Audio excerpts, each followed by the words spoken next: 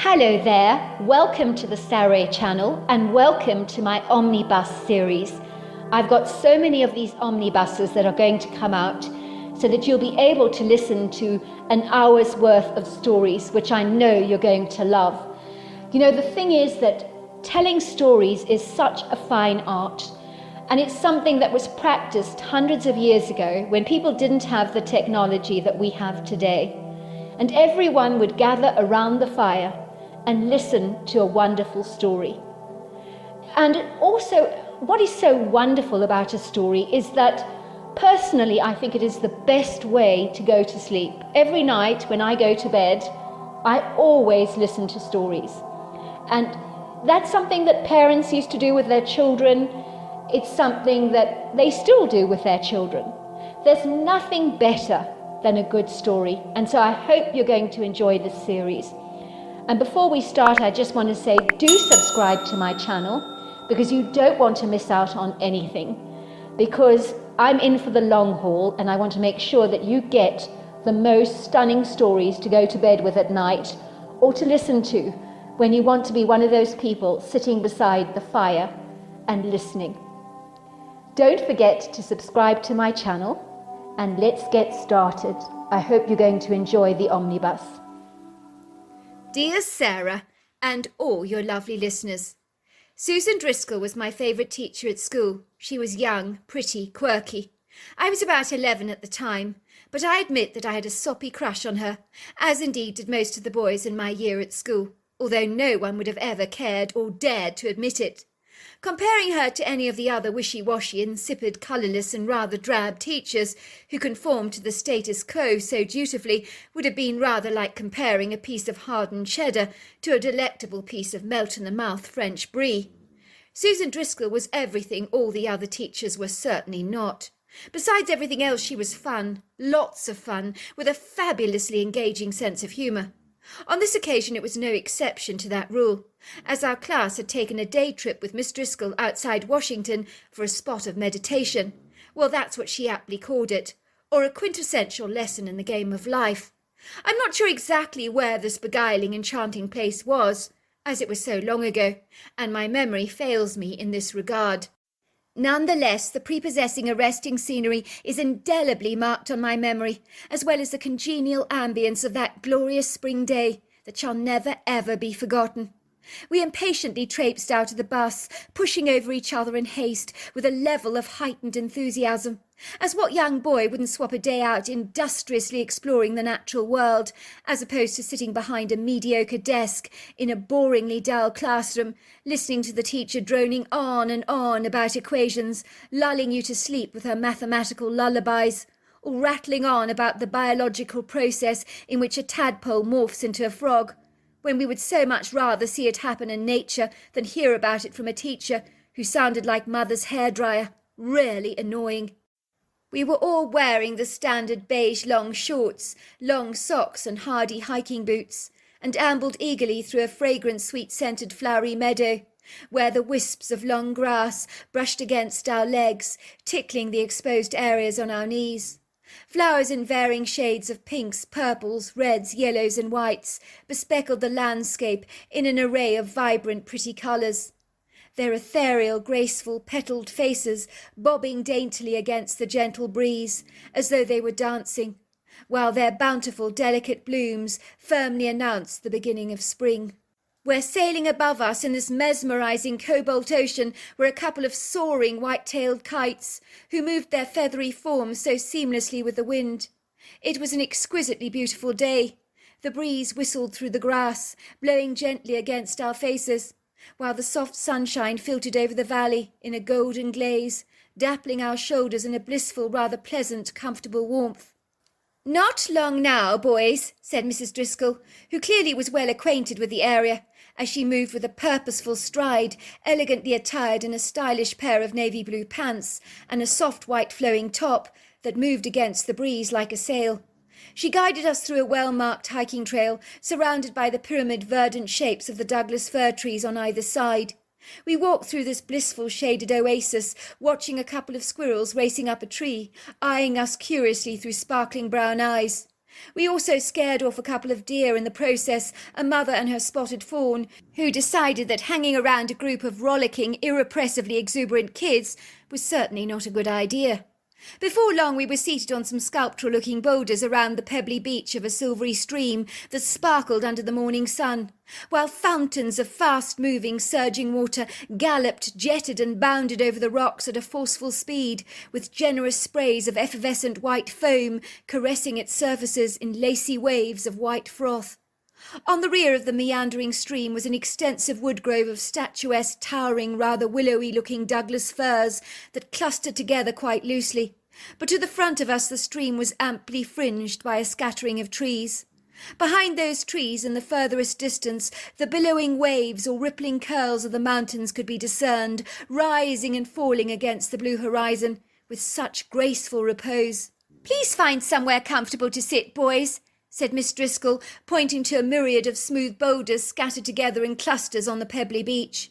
"There's so many fabulous places to sit out here on the rocks, and they're so lovely and smooth, so much better than those miserably restrained chairs at school. Now you're probably wondering why I brought you out here today on this field trip. For one thing, I think it's very important that we should be close to nature when pursuing matters that require reflective thought, and insightful consideration, of course. Now, as a teacher, I perceive my job so much more than just teaching you algebra or American history. One day you'll be grown men. I'd like to be able to think that I might have played a tiny part in helping to shape you into the fine young men you will invariably become. Of that I am in no doubt, for indeed every one of you boys has made me exceptionally proud without question, and I don't doubt you will all accomplish your goals in life. When I say that, I'm not just talking about material gain. It's every aspect of your life that's important. Most of you will one day raise children of your own. Others might run corporate empires, who knows? Some entrepreneurial businesses. A myriad of different things. You might be a police diver, a fireman. But whatever you do in life, I want you to do it the very best of your ability. That is very important. If there is anything I can teach you to help you progress on that journey, one thing I will say categorically is the two most important lessons that I can teach you is to fully comprehend how to relate to others in the big wide world, for that is positively the most important skill that you can acquire in life. It is something we can't teach and we don't teach in school, which is really ridiculous as far as I'm concerned. You see, if we cannot accommodate our fellow man with polite, ethical and meaningful social interaction and insightful reasoning, we will never ever amount to anything. If you really want to shine, ensure that you are a person of integrity, discretion, character, and of course discernment. You need to be able to intuitively pick up body language in every given situation, whether you become a sheriff, a chef, a businessman, or even a father. The subject I want to brush upon today is called emotional intelligence. Does anybody know what it means to be emotionally intelligent? One of the boys raised his hands, all too eager, while the others hesitantly followed with half-raised hands, all eager to impress Miss Driscoll. Yes, Morris? It means that you need to be sensitive to the feelings of others. Miss Driscoll looked impressed. Bravo, Morris, bravo! That is very clever of you. You're right. It's about being judicious, empathetic, mindfully aware of how you conduct yourself in sensitive, sometimes delicate situations. It's about being diplomatic, sensitive, tactful. Can anyone give me an example of when it might be appropriate to apply tact to a situation? Yes, Ernest? Well, my mother always asks my dad if her bum looks fat because they go out to dinner parties a lot. She's always worried about the size of her bum. I've seen her viewing it at every single angle. She studies it an awful lot. She watches it to see if it's growing. She tries on lots and lots of clothes, but gets very upset if her bum protrudes. Dad says Mum has a bee in her bonnet about her bum size. He tells her that it doesn't look big, but it really does. If she asks me, I tell her the truth. Dad tells me not to be mean. He says you mustn't tell her the truth or it'll hurt her feelings and then she'll be too upset to go to the dinner party. Your father is right, Ernest. He doesn't want your mum to be sad, so he tells her a white lie to make her feel a lot better. Now, don't get me wrong, I'm not encouraging lying by any manner of means, but being sparing with the truth is a good idea from time to time. What might be a good idea to be sparing with the truth and not so blatantly honest about? Can anyone else give me a good example? Yes, Hugh. My mum says I'm not to tell my baby sister, Clarissa, that Father Christmas doesn't exist, because she says if Clarissa knew the truth, it would kill the magic for her. Then she would be very, very sad. She gets so excited putting milk and gingerbread cookies out for him by the fireplace. Imagine if she realised he wasn't real. There you go. Excellent example. If Clarissa discovered that Father Christmas wasn't real, it would rob her of her joy. Why should we spoil it for her by telling her he isn't?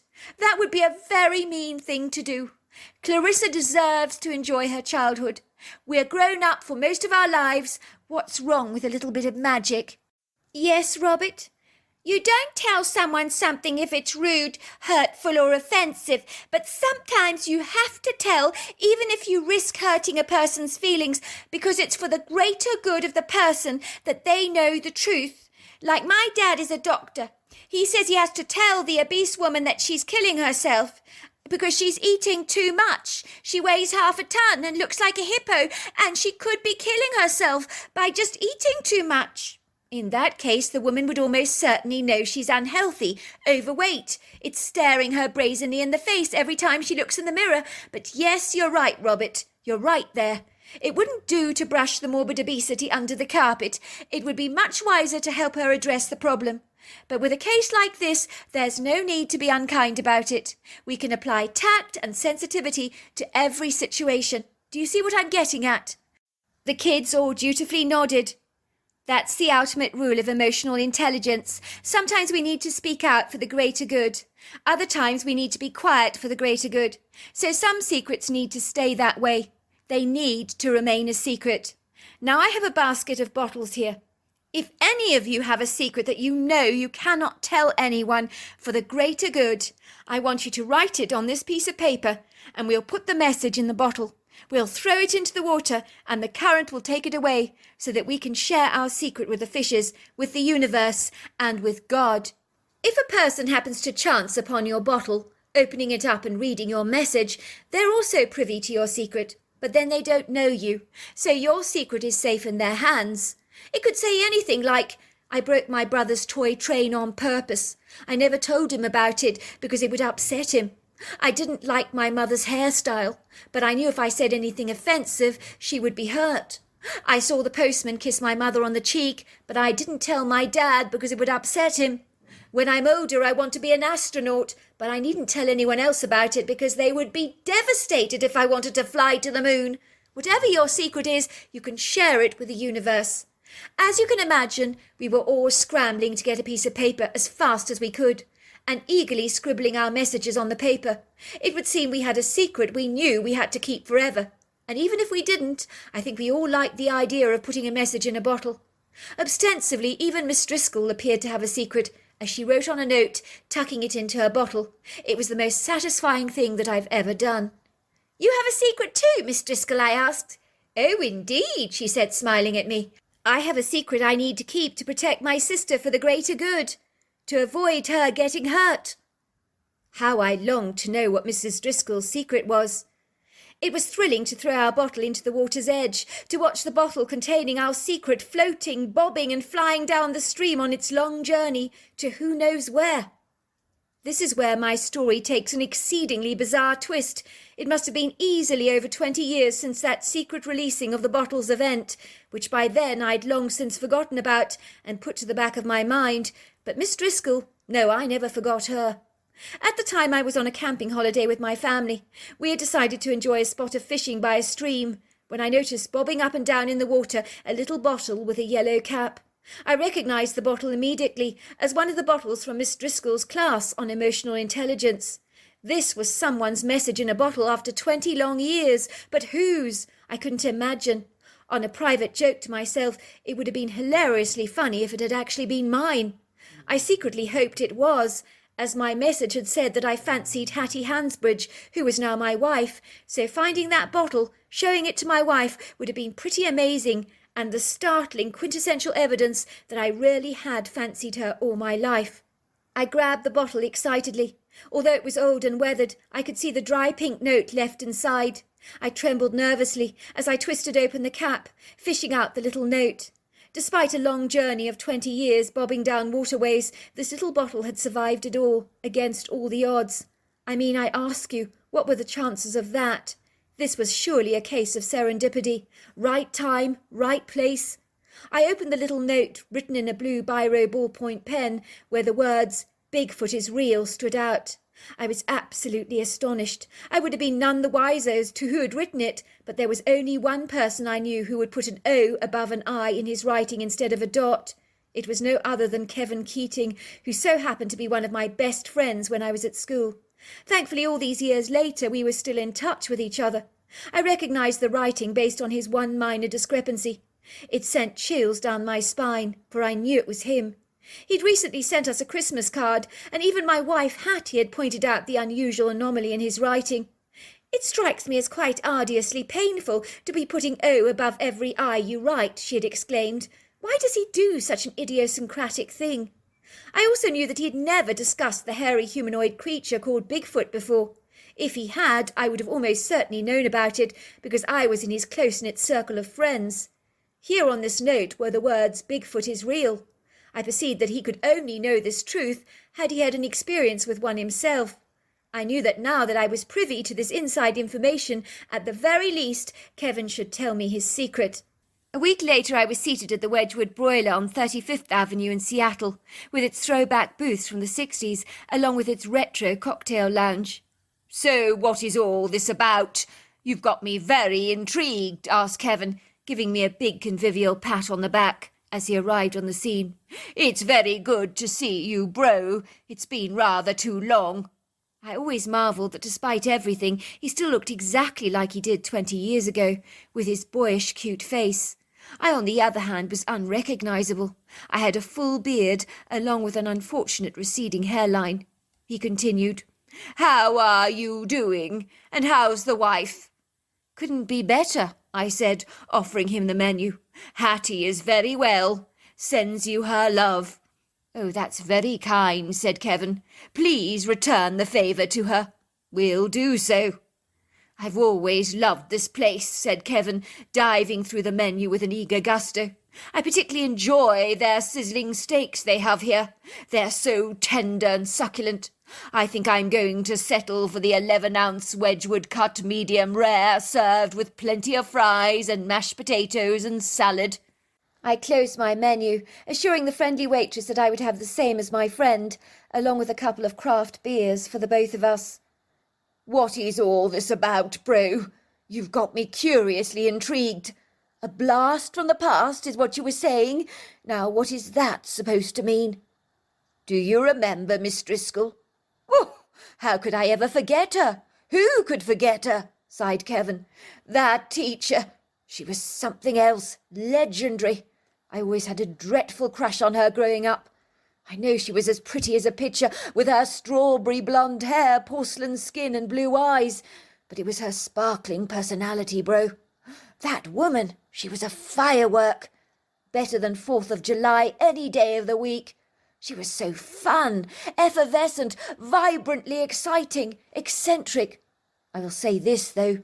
That husband of hers was guaranteed never to have a boring, dull day in his life. He was one hell of a lucky man. They don't make them like her. She was a rare jewel." "I agree. One of a kind. Let's not kid."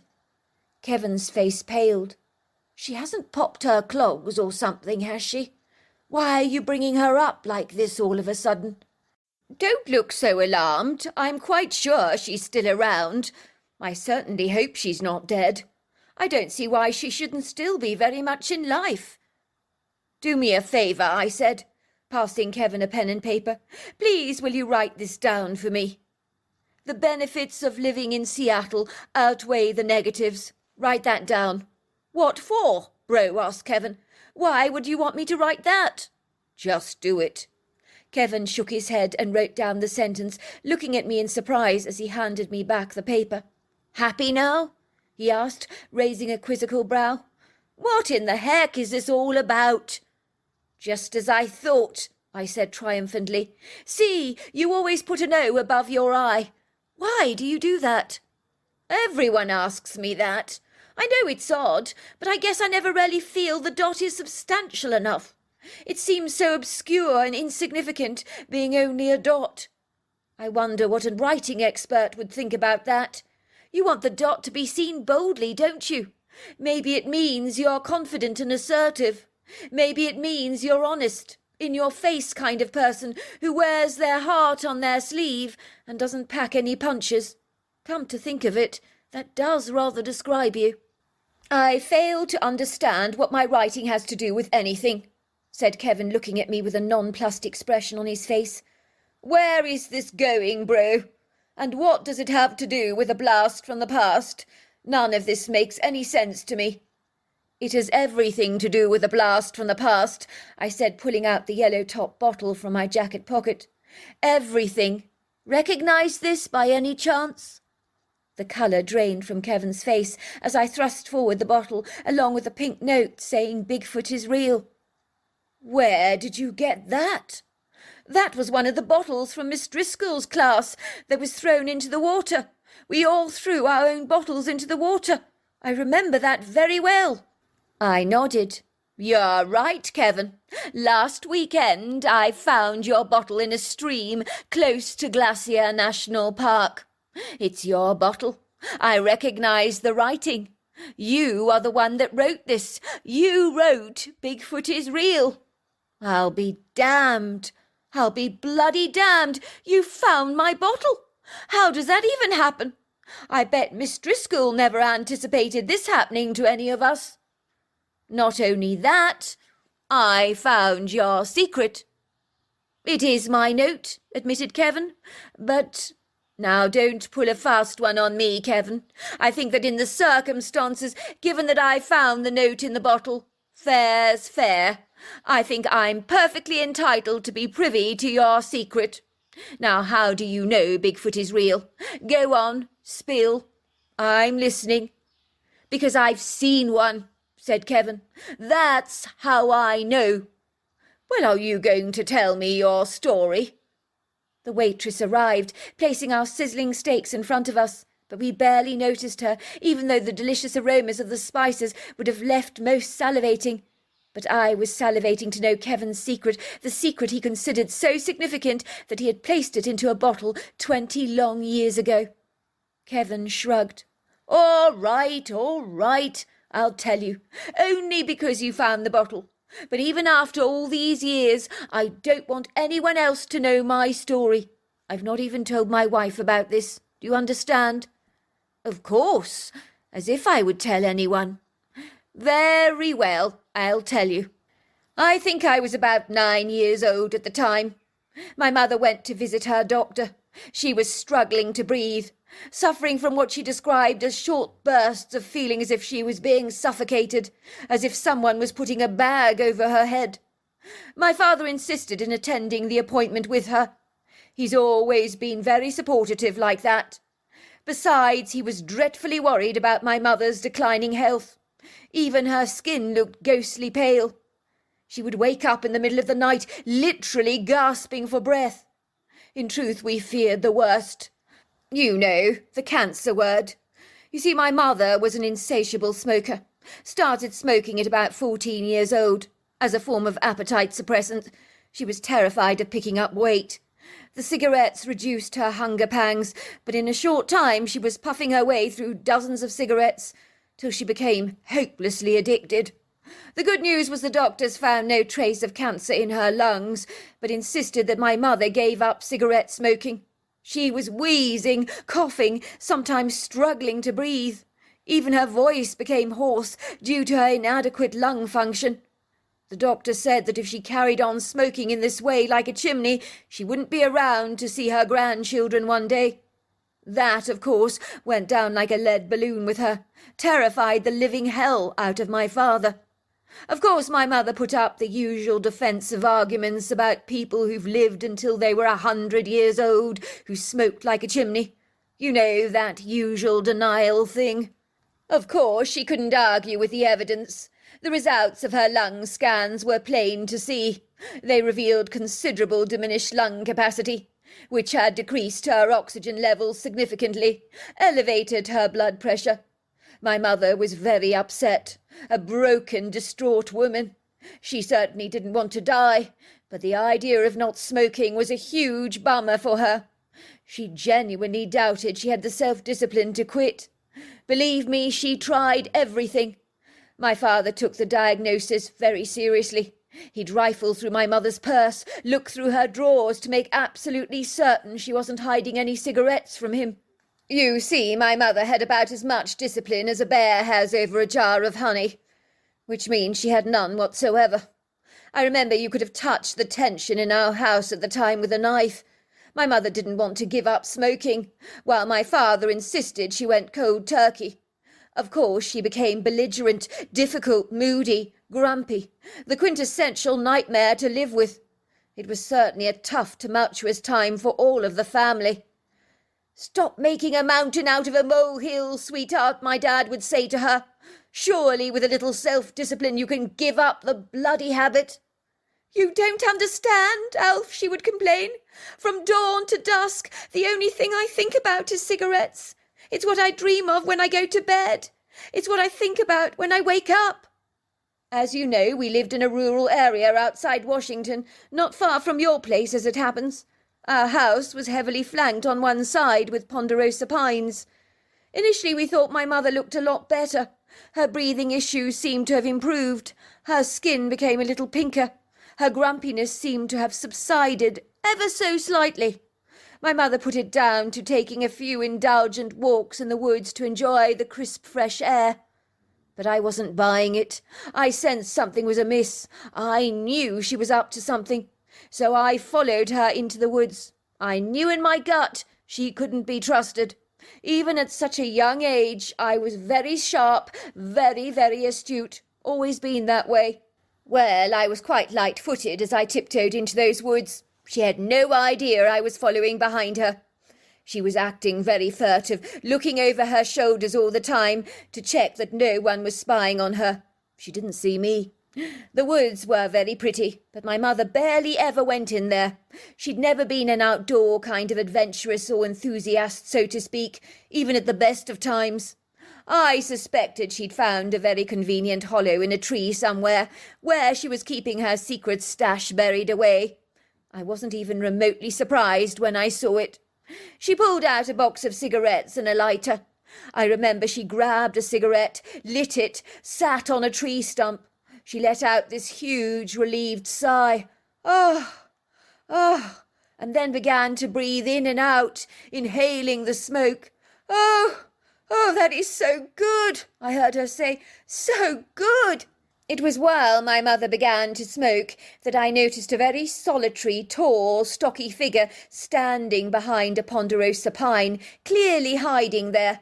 To my amazement, this huge, Herculean-sized critter that would make a black bear look very small appeared to be mimicking my mother smoking. It was lifting its sausage-sized fingers, balancing a piece of twig between them, putting the twig to its mouth, and puffing as you do when you smoke a cigarette. The creature was mimicking my mother exactly, so perfectly, in fact, that it was hilarious to watch. I don't honestly know why I wasn't afraid.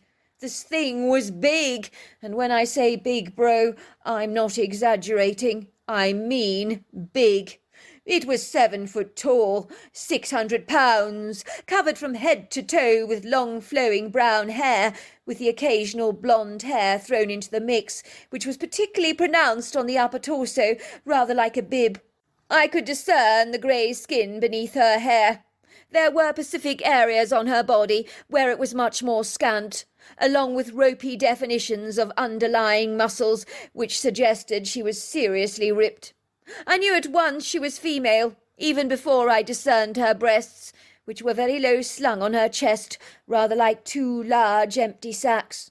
You see, she had that female energy about her, gentle like a doe, which was why I guess I wasn't afraid, along with a congenial aura that was oddly reassuring, comforting even. I'm in no doubt if a young kid got lost in the woods, that female Bigfoot would rescue them. I don't even doubt that for a second. She looked nurturing, protective, intrinsically kind. Her heart-shaped face was feminine, but very human, leathery, dark, shiny, and weathered. But her eyes, they were beautiful. If eyes are the mirror of the soul, bro, this Bigfoot had the soul of an angel. I'm telling you, I've never seen such prepossessing eyes. They glittered with such depth. In truth, I never believed dark eyes could be that beautiful. My mother, of course, continued to smoke, oblivious to the presence of the critter. I could hear my father's voice calling her from the house. She began to panic. She bolted upright from the tree stump where she'd been sitting, almost stumbling in her haste, her face flushed pink with guilt. She wobbled uneasily on her feet, throwing the cigarette to the ground, pressing it under the soles of her shoes as hard as she could, as if she was squashing out an insect. Then she used her shoe to manoeuvre the stub under some leaf litter. Then, dashing to the hole in the tree to retrieve some mouthwash that she had hidden there, she began to slosh away. I think it was blue Listerine. She gargled quickly, spitting out the mouthwash on the ground, blowing on her hand to smell her breath, to see if she could smell any telltale signs of cigarettes. While this was all transpiring, the Bigfoot was copying my mother's movements, from the stubbing out of the cigarettes to the gargling of the mouthwash. I was in such awe of the critter. It could mimic absolutely superbly. I'd never seen anything like it before. My father then entered the woods. "There you are, sweetheart. I've been looking for you everywhere. I thought I'd come and join you for some fresh air." My shamefaced mother looked as delighted to see him as a mouse is to see a tabby cat. She was flustered, abashed, doleful. Her skin flushed, her eyes looked evasively ambiguous. "Oh, how sweet of you," she said with such a flat, crestfallen voice. "You needn't have bothered. I've enjoyed being out here on my own." "Oh, don't be ridiculous," my father said, grabbing her by her hands, squeezing them tightly. "When did you ever enjoy being out on your own? I've been thinking. I should join you on some of these outdoor pursuits of yours. I could do with a little exercise. My waist has been getting a little thick of late." "I'd rather you didn't, dear," piped my mother, her voice sounding rather scratchy. I actually enjoy being in the woods on my own. It's very peaceful out here. Can't you exercise at the gym in Bellevue? I gather it's very good there." "Anyone would think you wanted to get rid of me," my father teased. "I've been meaning to tell you, sweetheart," he said, giving her a big kiss on the cheek. "I'm ever so proud of how you've overcome your cigarette addiction. How you have so ingeniously found other outlets, like walking in the woods to distract yourself. For you are not even taking a puff anymore. It can't be easy. We want you around for a long time. So your sacrifice, sweetheart, means the world to me and the kids. I can't tell you how proud we are of you. I can't underestimate it for a moment." My mother hung her head in shame, looking so guilty, like a kid who'd been caught with her hand in the cookie jar. After she left the woods holding my father's hands, the hairy creature, which of course I now know was a Bigfoot, sauntered over to the tree where my mother had hidden her secret stash. She pulled out the blue Listerine mouthwash, taking a sip, nearly choking on it in disgust, with an expression of unadulterated, repulsed revulsion on her face. She turned the bottle upside down, to empty the liquid contents out onto the earthen floor. Then she threw the empty plastic bottle on the ground, kicking it with her foot so very hard that it went flying into the air like a frisbee over a vast distance, where it slipped seamlessly into the brush. The creature then examined the box of cigarettes. At first she smelt them, pulled out a single cigarette, placing it into her mouth, which she pretended to puff. She dangled the cigarette in front of her nose, sniffing it curiously, while sampling a corner of it in her mouth, which she found completely unpalatable. She spat it out with a vomitous, appalled look on her face. I watched her in awe. She pulled apart my mother's cigarettes, bit by bit. She enjoyed breaking them up into tiny, tiny pieces until they were like sprinkles of cinnamon spice on the forest floor. The irony is she couldn't figure out what the lighter was, so she just threw it into the brush.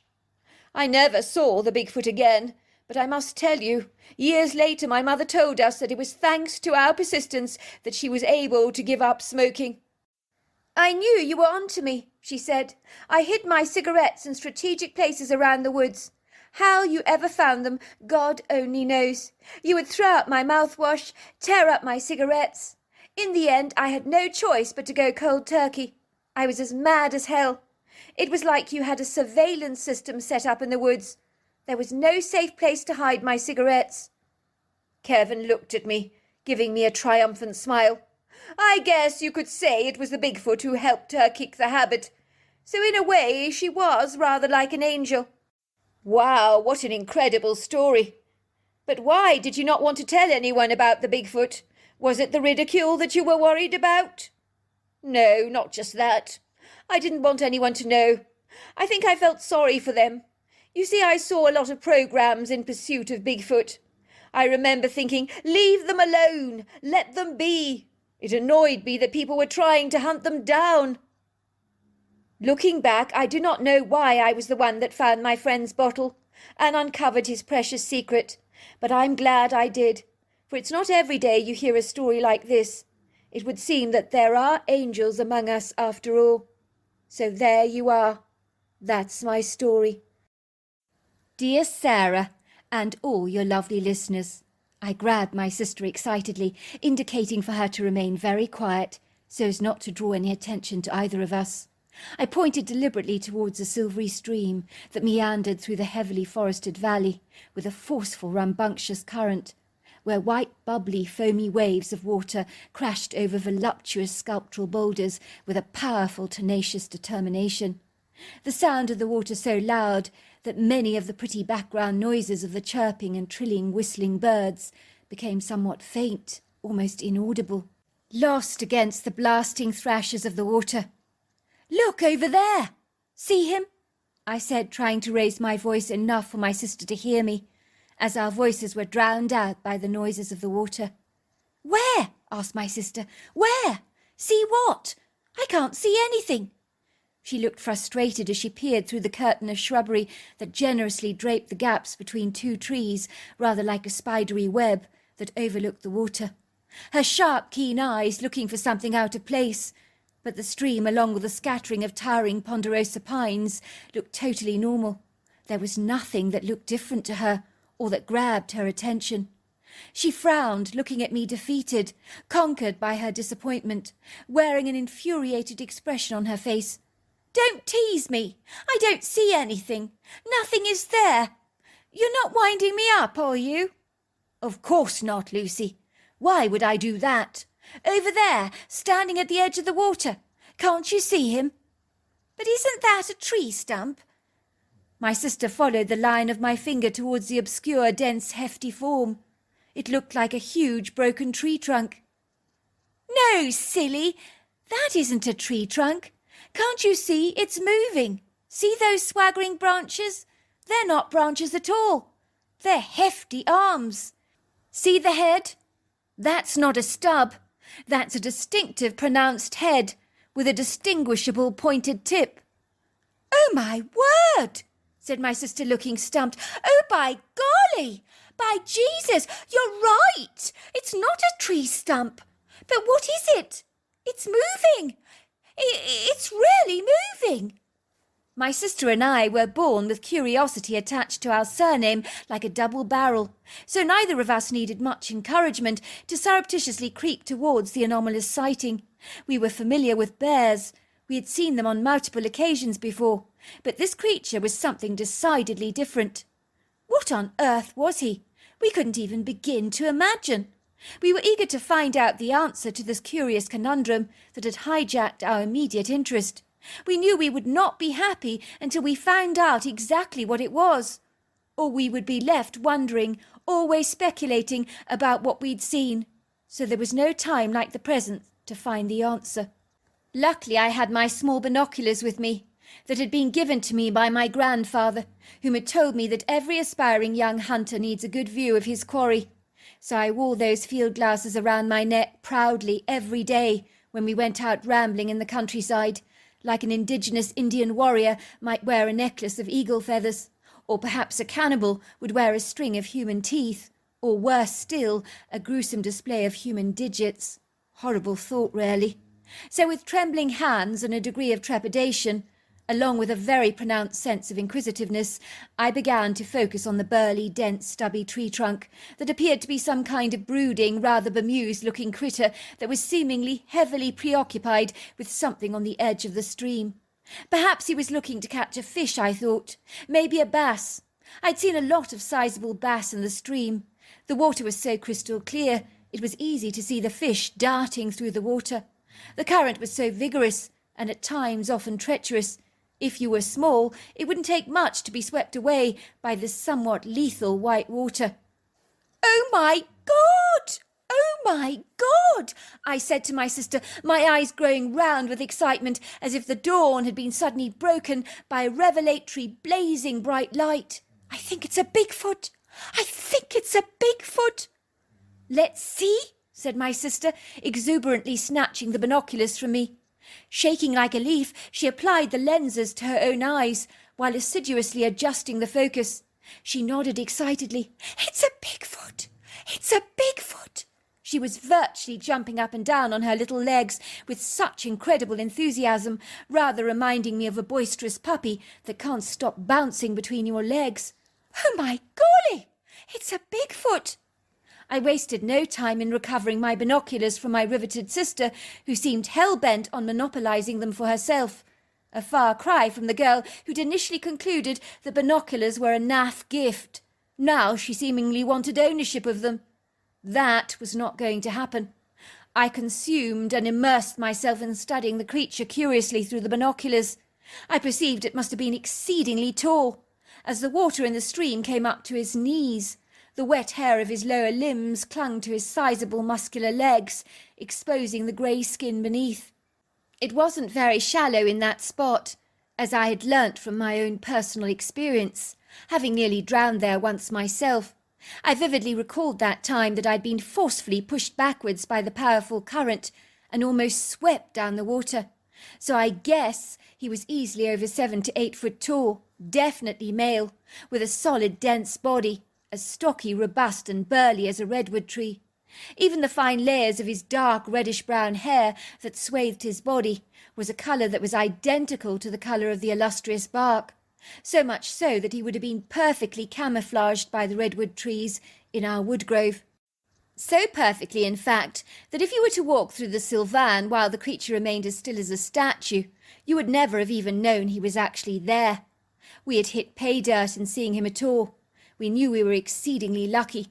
We'd seen enough television programmes of intrepid explorers and their arduous, relentless feats and insufferable journeys over treacherous, sometimes precarious terrain, all in hot pursuit of the elusive, hairy humanoid beast that could slip through your field of vision faster than butter.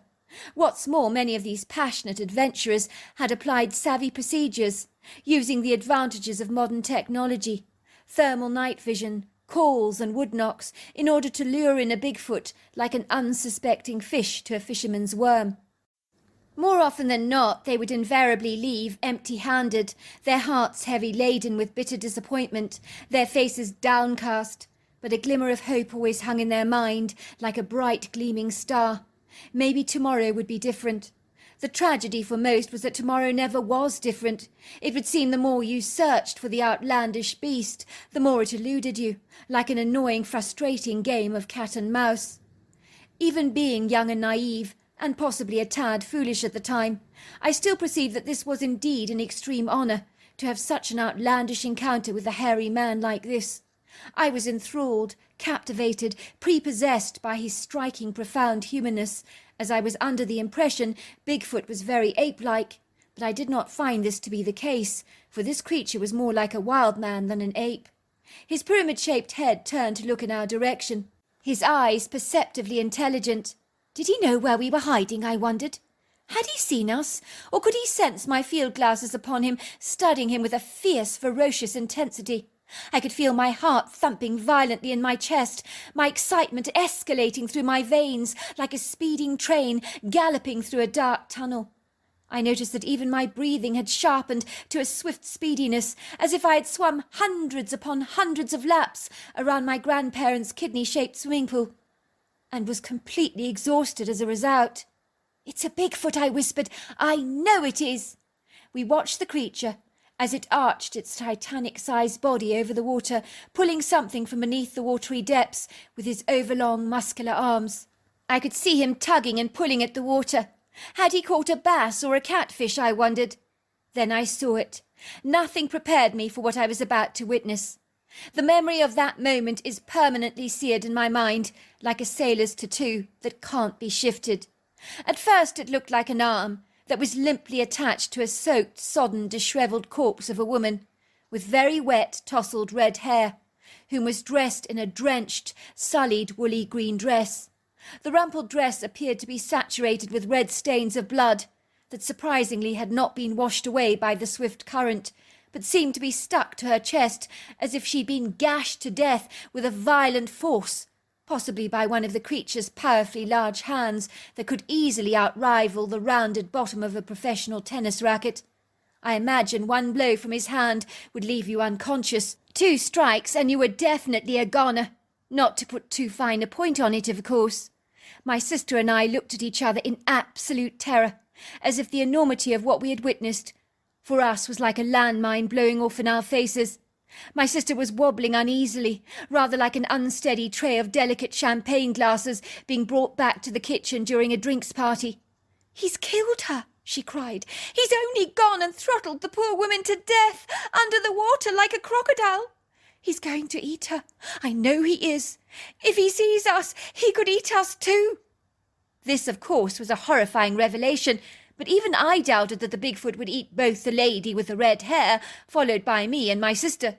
But then maybe, like a crocodile, he'd kill his prey first, leave it to marinate in its juices, to soften for a few days, and then consume it. After all, isn't that what crocodiles did?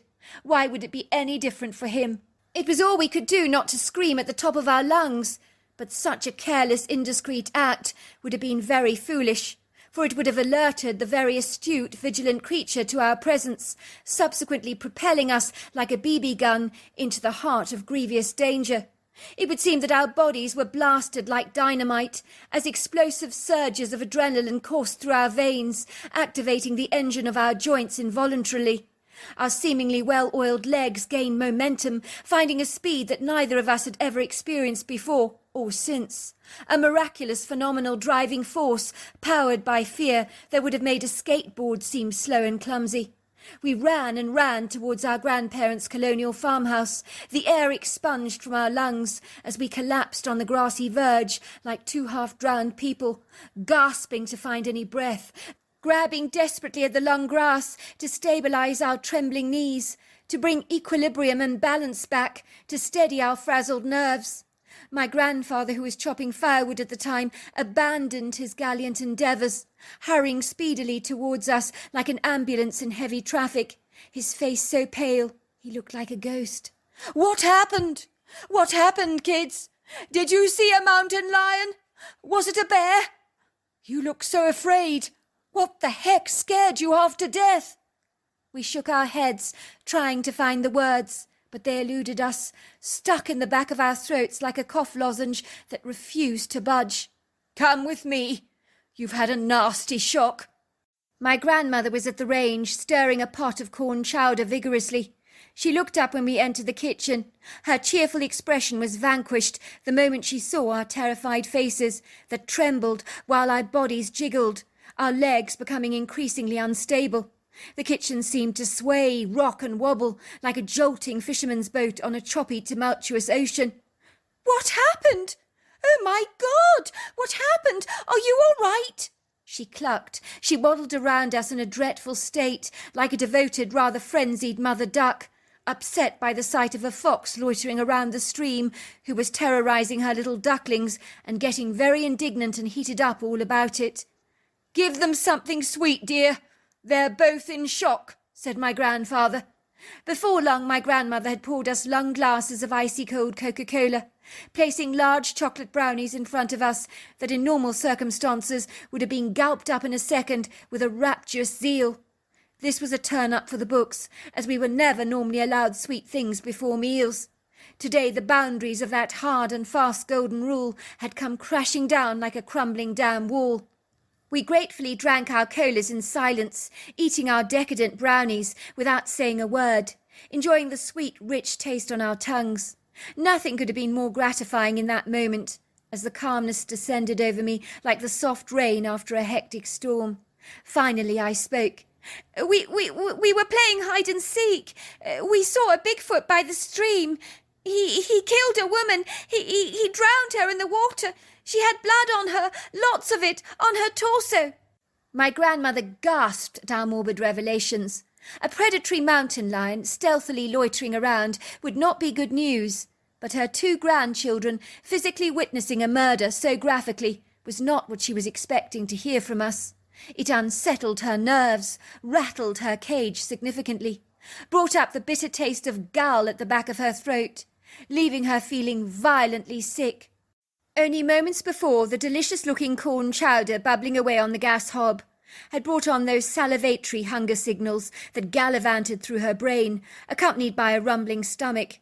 But now looking at it made her want to throw up and be violently ill. She knew she'd never be able to feel positive about corn chowder ever again. It had permanently lost its appeal. Her expression looked appalled. She was now shaking. Her unsteady, trembling hands were flung around her mouth in a gesture of nonplussed disbelief. "You witnessed a murder? You saw a young woman being killed? Oh, my God! Oh, my God!" I nodded. "A Bigfoot? You saw a Bigfoot? You saw him drown this poor helpless woman? I wonder who on earth she was, where she came from, what she was doing in our part of the woods." "What are we to do?" my grandmother cried, crippled by the rising level of angst that had seized her sense of reason, like a robber holding her to ransom. For a moment she looked confused, disorientated, overwhelmed, out of her depth, almost as if she'd been thrown into the deep end of a swimming pool when she couldn't swim a single stroke. "I'll get on to the sheriff pronto," said my grandfather, tapping his cell phone vigorously. "That's what we must do, call the sheriff. There's a dangerous Bigfoot out there. He needs to be taken out." "What about Fish and Game?" asked my grandmother. "Should you not call them? I mean, we're talking about a murderous Bigfoot, are we not? He's only gone and killed a poor woman. Drowned her, of all things. Could it get worse than that? I ask you, could it get worse than that?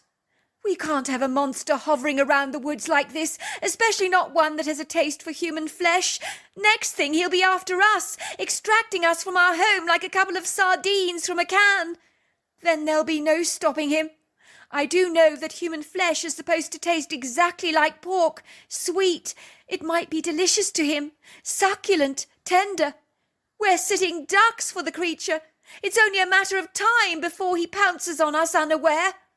"I will tell the sheriff that my grandchildren saw a woman being drowned in the stream by an obscure, indistinct figure. If you think I'm going to ramble on to them about a Bigfoot, you've got another thing coming. They'd never take me seriously. I'm not about to admit anything of the sort. Let's just hope their fastidious investigations will lead them directly to the predator. Let them do all the conjecture and groundwork themselves, not me. Let them determine the murderous villain was a Bigfoot. But that erroneous word is not coming out of my mouth, not for a moment." "I still think you should call Fish and Game," piped my grandmother. But her voice faded, as if she too was not certain on what the next move should actually be. "One thing at a time, sweetheart. One thing at a time. Let's not run before we can walk, shall we? Let's see what the sheriff has to say in regards to the matter." Before long, several police trucks with flashing blue lights, along with an ambulance, arrived on the scene. "Please go to the woods," said my grandfather as he spoke to some of the uniformed men. "You need to go into the woods. Follow the hiking trail over there, near the stream, on the right-hand side. That's where my grandkids say they saw the deceased woman. Regretfully, the indistinguishable figure that drowned her. They didn't see very well, I'm afraid, but he could still be loitering around. By all accounts, he was exceedingly big. I would proceed with caution if I were you. As I was saying, he might still be loitering around those woods, so be very careful. He could be armed and dangerous. That was my grandfather's way of warning them to be very, very guarded. I watched several policemen running stealthily into the woods, their revolvers cocked, their expressions determined. "Might I have a word with our 2 young witnesses?" asked the sheriff. "Do you think they might be up to answering a few questions for me? It would be a great help in our investigation. Eyewitnesses are crucial, even if their testimonies are notoriously unreliable. But I need to establish some hard base facts." "Please, Sheriff," said my grandmother, "be my guest. My grandchildren have had a nasty shock, as you can imagine, but I'm sure they'll oblige you by answering a few questions." She said this, gesturing for the sheriff to sit down at the booth opposite us, which he did so unhesitantly, without much prompting. "More Coke?" my grandmother asked me. I nodded. "And you, Lucy? Would you like some more Coke?" My sister nodded. "How about you, Sheriff? A fizzy glass of Coca-Cola? Coffee? Tea? Anything?" she asked. "A fizzy glass of cola would do very nicely," said the sheriff. "Not that my waistline will agree with that. My wife tirelessly complains about my sugar addiction. But you can see why sugar is a quintessential part of the job as a sheriff. For in horrifying situations like this, quite simply, nothing else will do. Sugar may be many things, but nothing beats it for steadying the nerves, let me assure you." "Now, son, what is your name?" asked the sheriff, looking at me directly through his steely blue eyes, pulling out his pad and pen to make a few brief notes.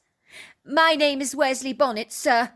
This is my sister Lucinda, but we call her Lucy for short."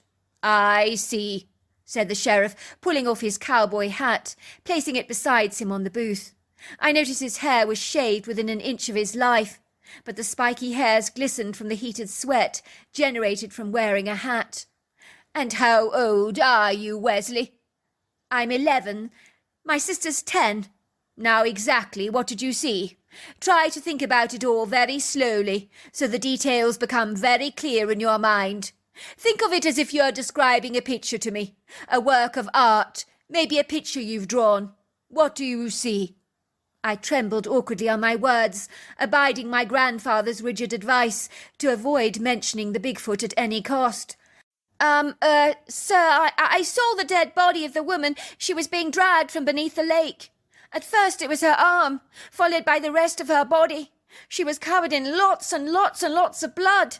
She was being murdered under the water, sir." "Did you see her receive the lethal blow that caused all this bleeding?" No, but I saw the man. I didn't see him clearly, sir, but he was dragging her out of the water once he'd killed her." "You've done very well, son. Can you remember a distinguishing feature of the perpetrator? Large, you say?" he asked, raising a questioning brow. "And hairy," piped my sister. "Hairy! Lots and lots of brown hair." At that precise, poignant moment, a police officer raced into the kitchen, causing all eyes to focus directly on him. He seemed flustered, excited, as though he had ants in his pants, almost as if he was bursting at the seams to give the sheriff some juicy inside information. Had he spotted the Bigfoot, I wondered? "Might I have a word, Sheriff?" he said. "Something's come up of significance." The sheriff nodded, while the uniformed officer whispered into the sheriff's ears. I thought I heard the words, red hair, green dress. I almost thought I heard the man snigger, as a muffled snort emanated from his mouth, as if he was desperately trying to suppress a giggle. On hearing the man's whispering confession, the corner of the sheriff's mouth twitched as he struggled to suppress a very big grin. "Did this woman you saw, by any chance, lying there deceased, did she happen to be wearing a green jersey dress? Did she have red hair?" We nodded. "That's right. That's her, sir. Clear as day." At that, the sheriff nodded at the officer, as if giving him the go-ahead in regards to some outlandish mission.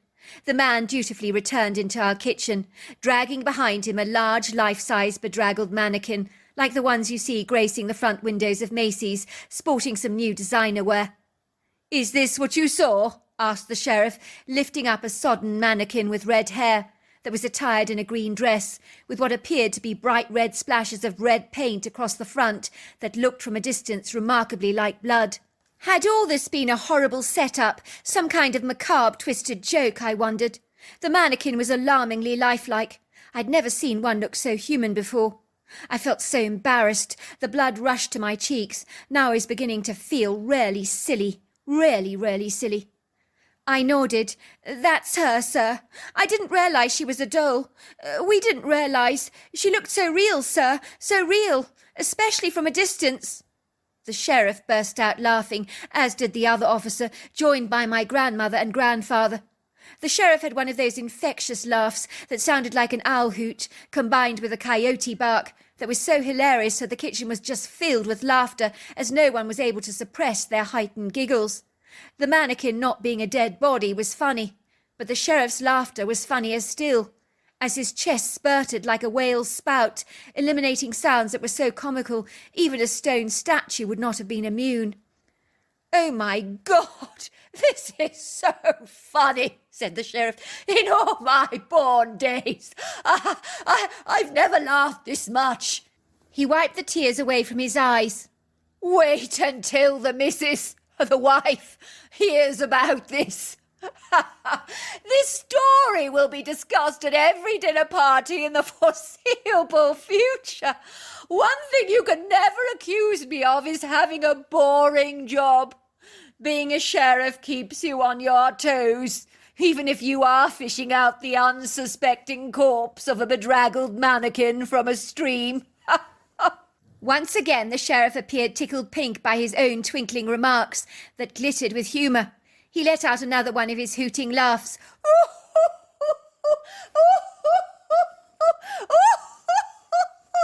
While my grandfather was laughing so much that his body was virtually doubled over.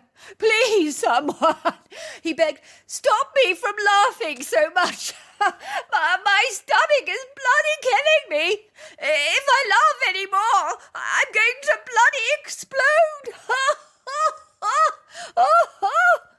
After the sheriff and his team had finally left, relief flooded my grandparents' cosy Californian home like a warm shower on a sunny day. It did not make me and Lucy feel particularly good, for we felt that the adults were laughing at our expense. Needless to say that apart from the mannequin, both my grandparents genuinely were impressed that we had encountered a Bigfoot. I'm pleased to say they did not doubt our account, as my grandmother herself had once had a random sighting of one when hanging out her washing to dry one sunny afternoon. She said the creature had appeared curious, watching her for a long while, and disappearing back into the heart of the woods. "I think we're dealing with a curious Bigfoot," she surmised, ferreting around the stream, stumbling across a mannequin. But what on earth was a lifelike doll doing in the stream? What was all that red paint about on the dress that looked specifically like blood, as if it had been strategically placed for maximum effect? It's decidedly bizarre. I feel as if we're bang in the middle of an Agatha Christie novel. Little did we realise that answers to those rather enigmatic, curious questions would soon hasten their approach. I think it must have been about the second last day of our stay on my grandparents' beguiling Californian farm before we were headed back to Los Angeles to resume our city lives with our parents. We much preferred it out here in the vibrant, viridescent countryside, under the magnificent awning of a cobalt blue sky, surrounded by the mystical, statuesque, masterful redwood trees and ancient, giant secula groves. It must have been drawing close to lunchtime. My sister and I were playing with jigsaw puzzles on the booth, while my grandmother was busying herself stirring a huge vat of macaroni cheese on the range, rolling up meatballs. The smell of melted cheese and fried onions wafted around the kitchen. In a trice we heard the sound of a large truck rolling down the driveway. Its tyres squeaked as they scrunched pebbles beneath hefty, substantial rubber upholstering. The truck ground to a swift halt. A door slammed behind it as the passenger exited the vehicle, and finally the clip-clop of women's sandals could be distinguished as they approached our front door. A knocking sound of the brass horseshoe knocker could be heard, beating against the wood, followed by the shrill whistle of the doorbell that coursed through the house like an irritating siren. "Who's that?" said my grandmother, washing the excess stickiness off her fingers, drying them swiftly on a cloth attached to her apron. She bustled hurriedly towards the front door. "Oh, do come in, Priscilla," said my grandmother, directing the poised, very elegant woman into the kitchen. She was very glamorous. She was a glamorous grandmother if I ever saw one.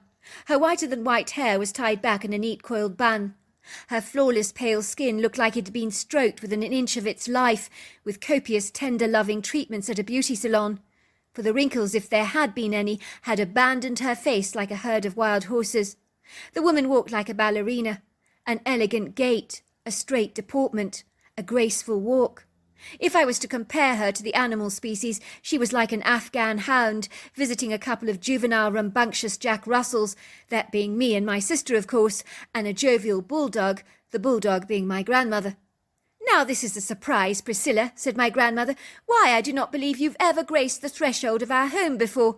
To what do we owe this unexpected pleasure?" "I just need a brief word," said Priscilla, biting her perfectly painted bright orange lips together rather awkwardly.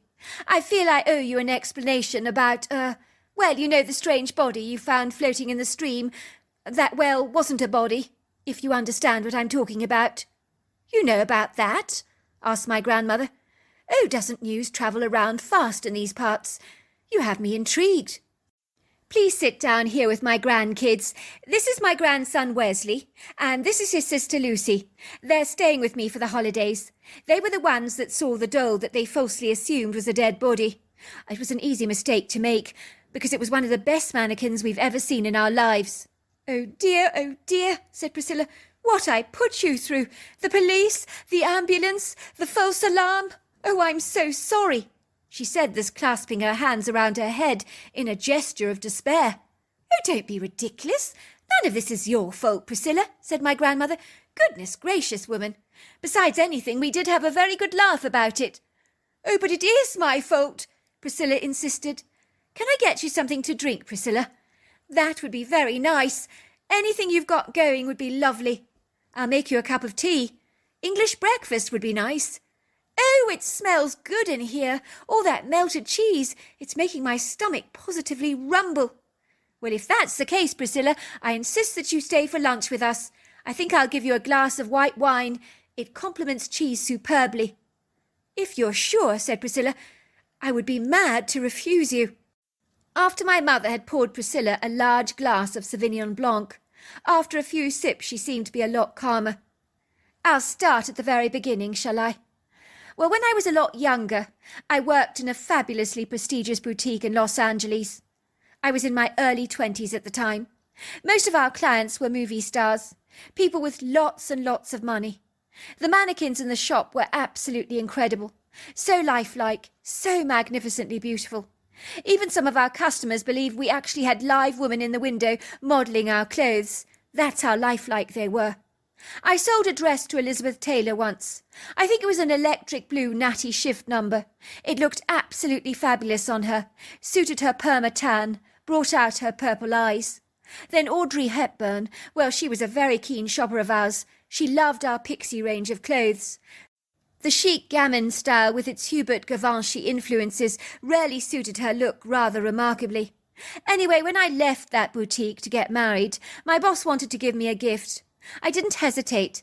I wanted the red-haired mannequin in the window that I'd called Layla. I was amazed when my boss agreed to give her to me. You see, I'm a bit of a seamstress. I knew that Layla could be useful for some of my design projects. I was hoping to start up my own clothing line, but marriage got in the way of that, and also the distraction of raising your own children. Anyway, my daughter Christina married an aspiring film producer in Hollywood. He always got his son, which is my grandson Clarkson, to take part as an extra in movies, stuff like that, so he got very involved with Universal Studios. Well, about a week ago, my grandson, with a few of his young friends, came to stay at my home. I agreed to it against my better judgment. I didn't know what a handful they would turn out to be, but that's besides the point. The kids decided they wanted to play cops and robbers, but my grandson insisted that they needed a proper body with real blood in order to make the scene graphically real to merit a true police investigation. You see, with the influences of Universal Studios having rubbed off on him, he had become exposed to the makeup and costumes, so he wanted the game to have some semblance of reality. All the kids, of course, naturally thought this was a fabulous idea. "We need a dead body," my grandson insisted. "How can we arrest a thug if we haven't got a dead body?" That was when Clarkson remembered my mannequin. He asked me if I had some red paint and an old dress that I didn't want, so the paint could be used on the dress to denote the presence of blood, to make the scene visually graphic. I was to discover that during the game of cops and robbers, they had decided that the body should be found floating in the stream. But the current was so rambunctious, Layla was unfortunately swept away. They couldn't catch her. "I see," said my grandmother. "I think that explains an awful lot, as how that lifelike doll was swept downstream, ending up in our watering hole." And so it was the pieces began to fit together very nicely. But even though the doll we established was not real, the Bigfoot most certainly was. I only regret the fact that I falsely concluded he was responsible for an insidious crime that he most certainly did not commit. In reality, all the Bigfoot was guilty of was retrieving a large mannequin-like doll from the water. So there you are. That's my story. Dear Sarah, and all your lovely listeners, me and my best friend Toby Bellingham were both raised Catholic. Even his uncle, a man called Father Levi, was an ordained Catholic priest and Franciscan friar, who regularly listened to confession in church. As you would have expected, he looked every part the quintessential monk, for he would wear a long brown cassock with a mantle, a white cord around his waist, and a pair of leather sandals. I know it sounds crazy, but his humble appearance always reminded me fondly of Friar Tuck in the legendary stories of Robin Hood. Toby Bellingham's mother was Father Levi's younger sister Helen, whom worked dutifully at the church for her brother as a secretary, which was why I spent so much time there with Toby, whiling away the long summer days on the church premises long after school hours. We would ride our bicycles along the green turf, playing all kinds of boyish games together, like cowboys and Indians, cops and robbers, while his mother, Mrs. Bellingham, spent a plethora of her time in devoted service to the church offices, usually sitting dutifully at a typewriter, tapping away furiously at the keyboard, or industriously filing away important stuff in one of the large metal filing cabinets, or even answering the telephone, which seemed to ring off the hook non-stop, causing Mrs. Bellingham a great deal of undue stress. She would grow panicky, dabbing her brow, exclaiming, oh dear, I do think my brother needs to hire a secretarial assistant to help me out. The work is just piling up." I met Father Levi several times as a young boy. He always came up to us to greet his nephew Toby, and was always terribly friendly towards me. I really liked him a lot. He looked like a good, godly man, who cared passionately about his flock.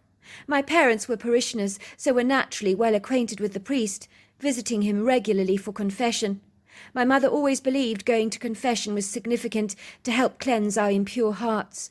She would always say that the human body was like a plumbing pipe, and unless it got cleaned out regularly with the spring water, which of course was God's grace, then the pipe would get badly clogged up with all kinds of unmentionables, building up into a filthy, murky sludge. I was to learn Father Levi had told my mother once that he always knew who was confessing to him on the other end of the screen, in the confession booth. So even though it was supposed to be kind of anonymous, invariably it clearly wasn't. He assured my mother it was challenging to sometimes live with the knowledge of other people's indiscretions, that you were the only one that was privy to, other than God himself. He believed that the main objective of confession was to reconcile people back to God.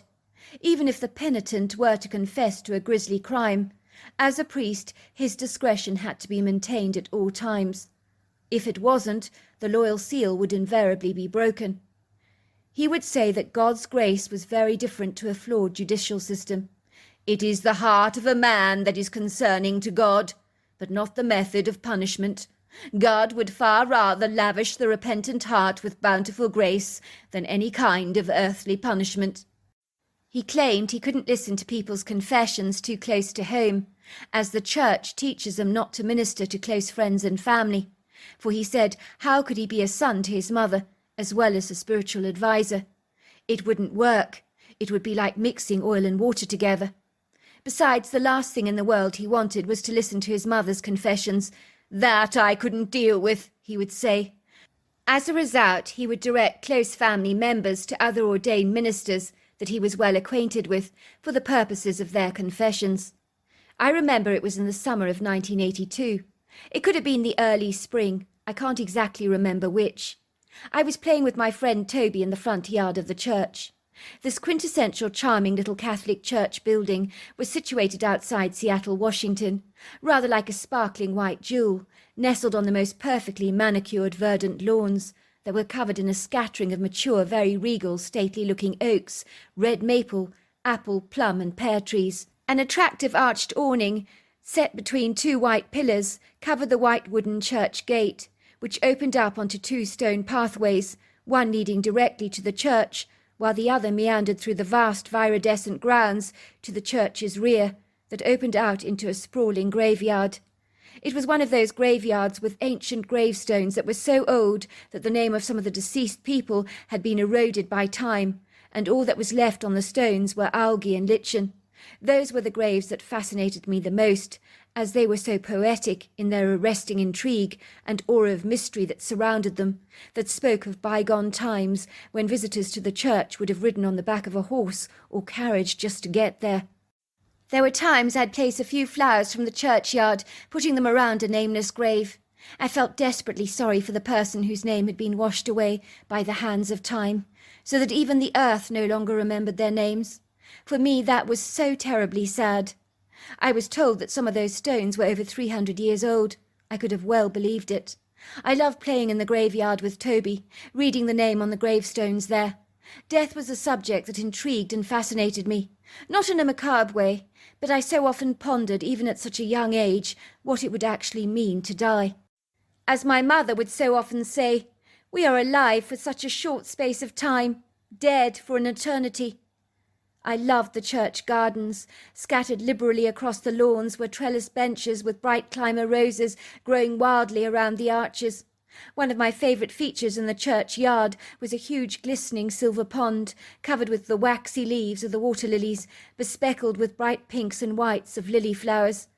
I always appreciated sitting by this pond, watching the dragonflies darting over the water like tiny little buzzing aeroplanes with delicate opaque wings, whilst I enjoyed watching the frogs snapping up the occasional fly.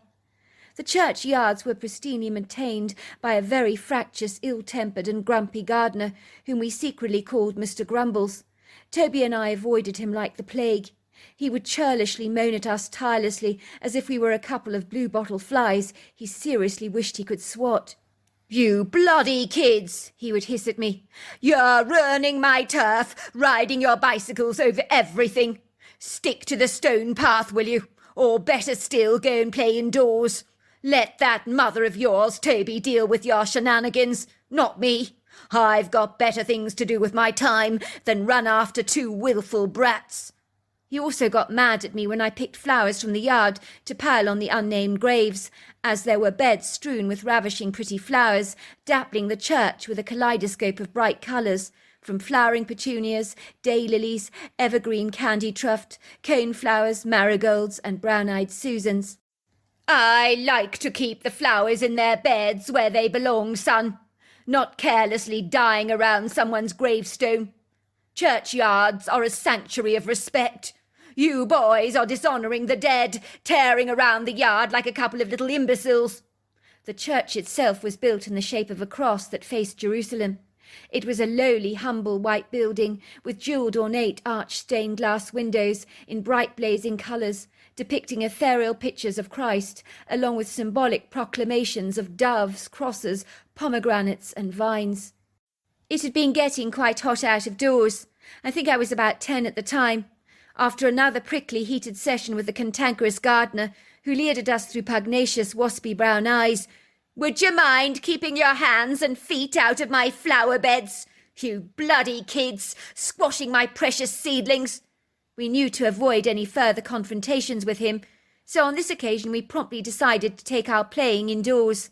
Where better than in the cool sanctuary of the church itself, that was always open. Parishioners would sometimes come traipsing into the church, usually in the morning, to light candles in remembrance for their dearly departed loved ones, or even settle down to pray in a pew. It was a hot day after all, so we decided to play under the large table, meant for the Eucharist for the blessing of the bread and wine. I think we were playing snakes and ladders together, under that large table swathed with a generous white tablecloth that covered us like some kind of makeshift tent. It really was a very appealing den for us. We brought along a plate of homemade sandwiches to enjoy, along with a couple of cans of cola. All of a sudden we could hear the sound of feet moving across the floor. We heard the screen door of the confession cubicle open and close behind itself, with a familiar squeaking sound. A second or so later we heard the clip-clop of women's shoes moving across the carpet. It sounded like she was having extreme difficulty walking in her high heels. Unfortunately, the cubicle was not terribly private for the person sharing their confession against the screen door, as they were expected to sit in a chair directly outside the confession cubicle, which meant should anybody be close enough, they might actually hear the confession.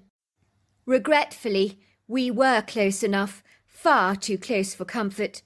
Of course, we didn't realise at the time that we were going to have a bird's-eye view of the inside life of a Catholic priest, hearing confession along with the types of sins that weighed heavily upon the hearts of the people. I peeked out from under the white tablecloth. I could see a woman who was possibly in her 30s, with brown hair bending over in a submissive prayer position. I couldn't see her clearly. She was buckled over in her repentant stance. She appeared to be terribly upset. She was sniffing a lot, dabbing her eyes, occasionally blowing her nose quite violently into a tissue. "Forgive me, Father, for I have sinned. My last confession was about 6 months ago." Toby and I could hear the woman's voice wobbling uneasily as she struggled to find the words that she was looking for. It was clear this confession lark was not easy by any manner of means. "I'm afraid, Father," she stammered, "there's no way to say this, but I'm becoming a compulsive, perpetual liar. It's hard to even admit this to myself, but regretfully, truly, I hardly recognise myself these days. I've always been a truthful person, Father. Even my mother said to me the other day that these days I'm lacking integrity, that I'm always making stuff up. She's absolutely right, of course." "Go on," came the father's voice. "Well, the lying, it's becoming so natural for me. It just rolls off my tongue so smoothly like butter. I know it's bad, but I'm powerless to stop myself. I think it's my way of covering up my iniquities, Father. You see, I've been spending an exorbitant amount of money on things that we cannot really afford as a family. But I just can't resist buying them for myself. You know, designer clothes, shoes, fancy purses. My husband's completely clueless, Father, about how much I'm actually spending, how much I'm whittling away on extravagant, unnecessary stuff that I really don't need. You know, I see a thing in a shop, a designer purse, and I just have to buy it. I can't stop myself. The urgency, the compulsion to buy it is so strong. For a moment, it gives me a huge pleasure rush, like I imagine a person might get from drugs. I have so much stuff in my wardrobe, Father, that I haven't even touched. My wardrobe is literally bursting at the seams from all my shopping excursions. Do you know, Father, I've actually got 500 pairs of shoes, half that I've never even worn before. When my husband asks me how much these things cost, of course I lie to him. I tell him I got these things at bargain basement prices from the dollar store, when in reality they've broken the bank. Slowly but surely, we're sinking into the oblivion of debt. I'm scared, Pastor, about what my insatiable spending could do to my marriage." "He believes your story, that all your purchases cost you next to nothing?" "I think so, but it's beginning to backfire on me big time. You see, he's been asking me why we appear to be spending money like water these days, why everything is costing so much. So I lied to him. I told him that the money is all going on the cost of my daughter Gabriella's horseboarding, stabling and feeding costs. So naturally my husband thinks my daughter's horseboarding fees are excessive, when actually they're not very bad at all.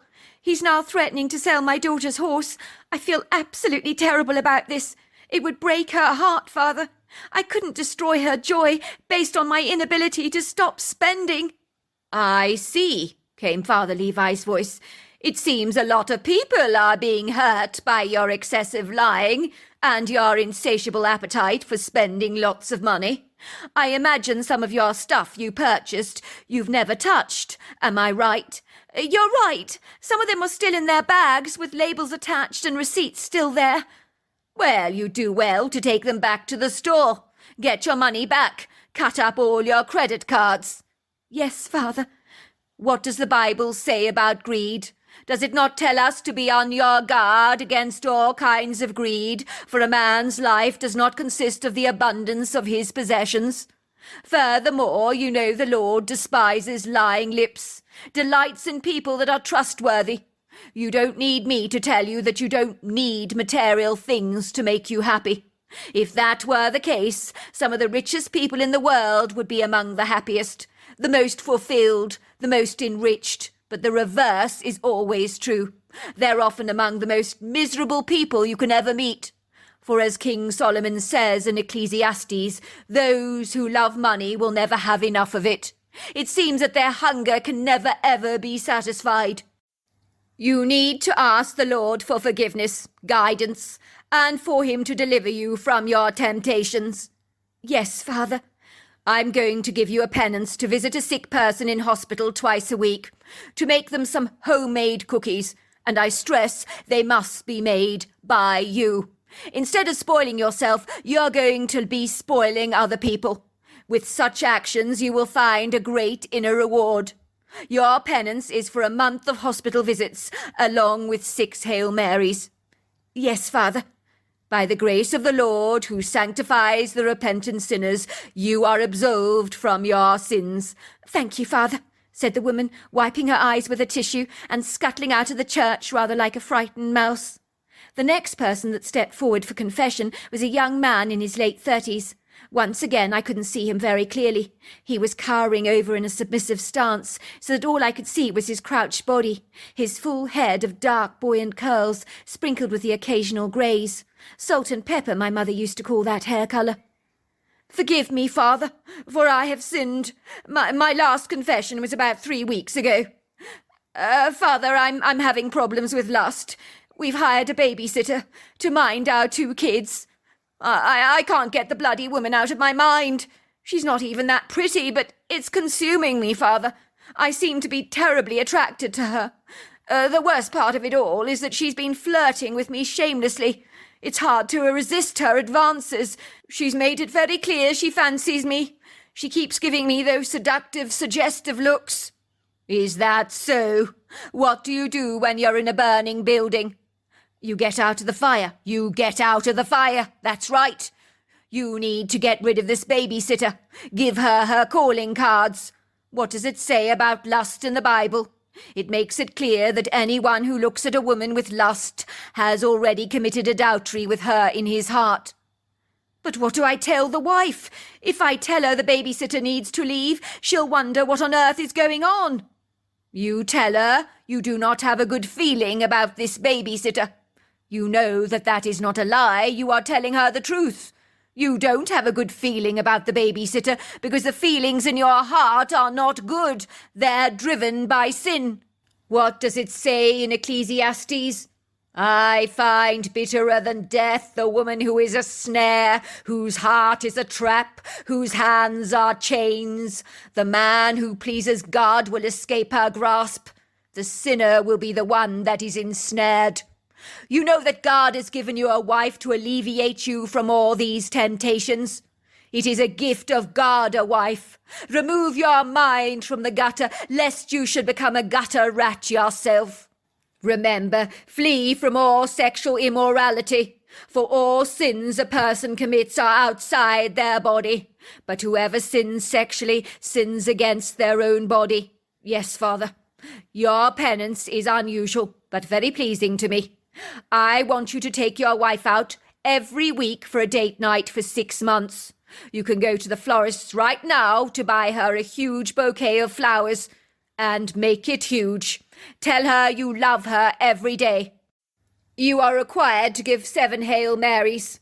By the grace of God, who sanctifies all repentant sinners, you are absolved from your sins. Thank you, Father, said the man, giving a bow before ambling away from the confession cubicle. The next person to take his seat outside the confession booth was my own father. I could hardly believe it. "It's my dad," I whispered to Toby. "Oh, my goodness, it's my dad!" "Shh," said Toby. "You don't want them to know we're here." "Forgive me, father. I have sinned," came my father's voice.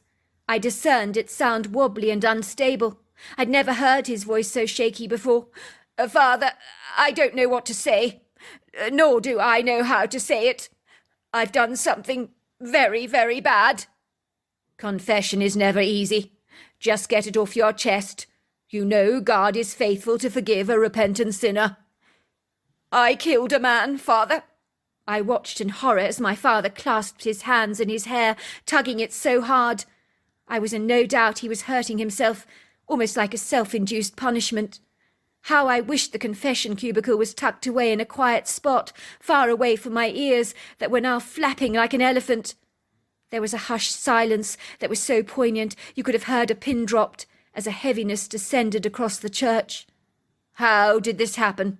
Tell me the whole story, so that I can comprehend everything fully." It happened on the weekend, father. I was going hunting in the woods. It was a beautiful day. It wasn't long before I got the sense that I was being stalked. It was a very uneasy, unsettling feeling. I noticed the normally tranquil forest had become disturbingly muted, very quiet. Now, I've been hunting for many years, father. I know those woods like the back of my hand, but never in my entire life have I known them to feel as voiceless as they did on this occasion. Even the bird's song was eclipsed by the stillness. It was a creeping, menacing feeling.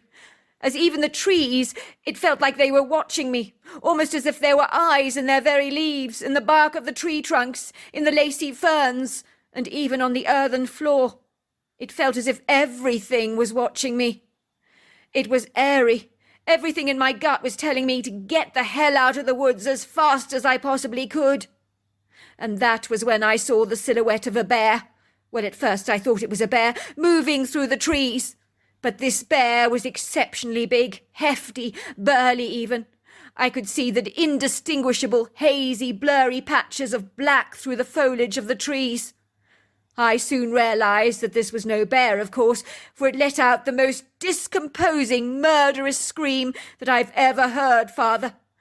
Bears don't scream like this. It was so high-pitched, ear-piercingly loud, with a terrifying resonance, so much so, father, that even an ambulance siren would seem light on the ears by contrast.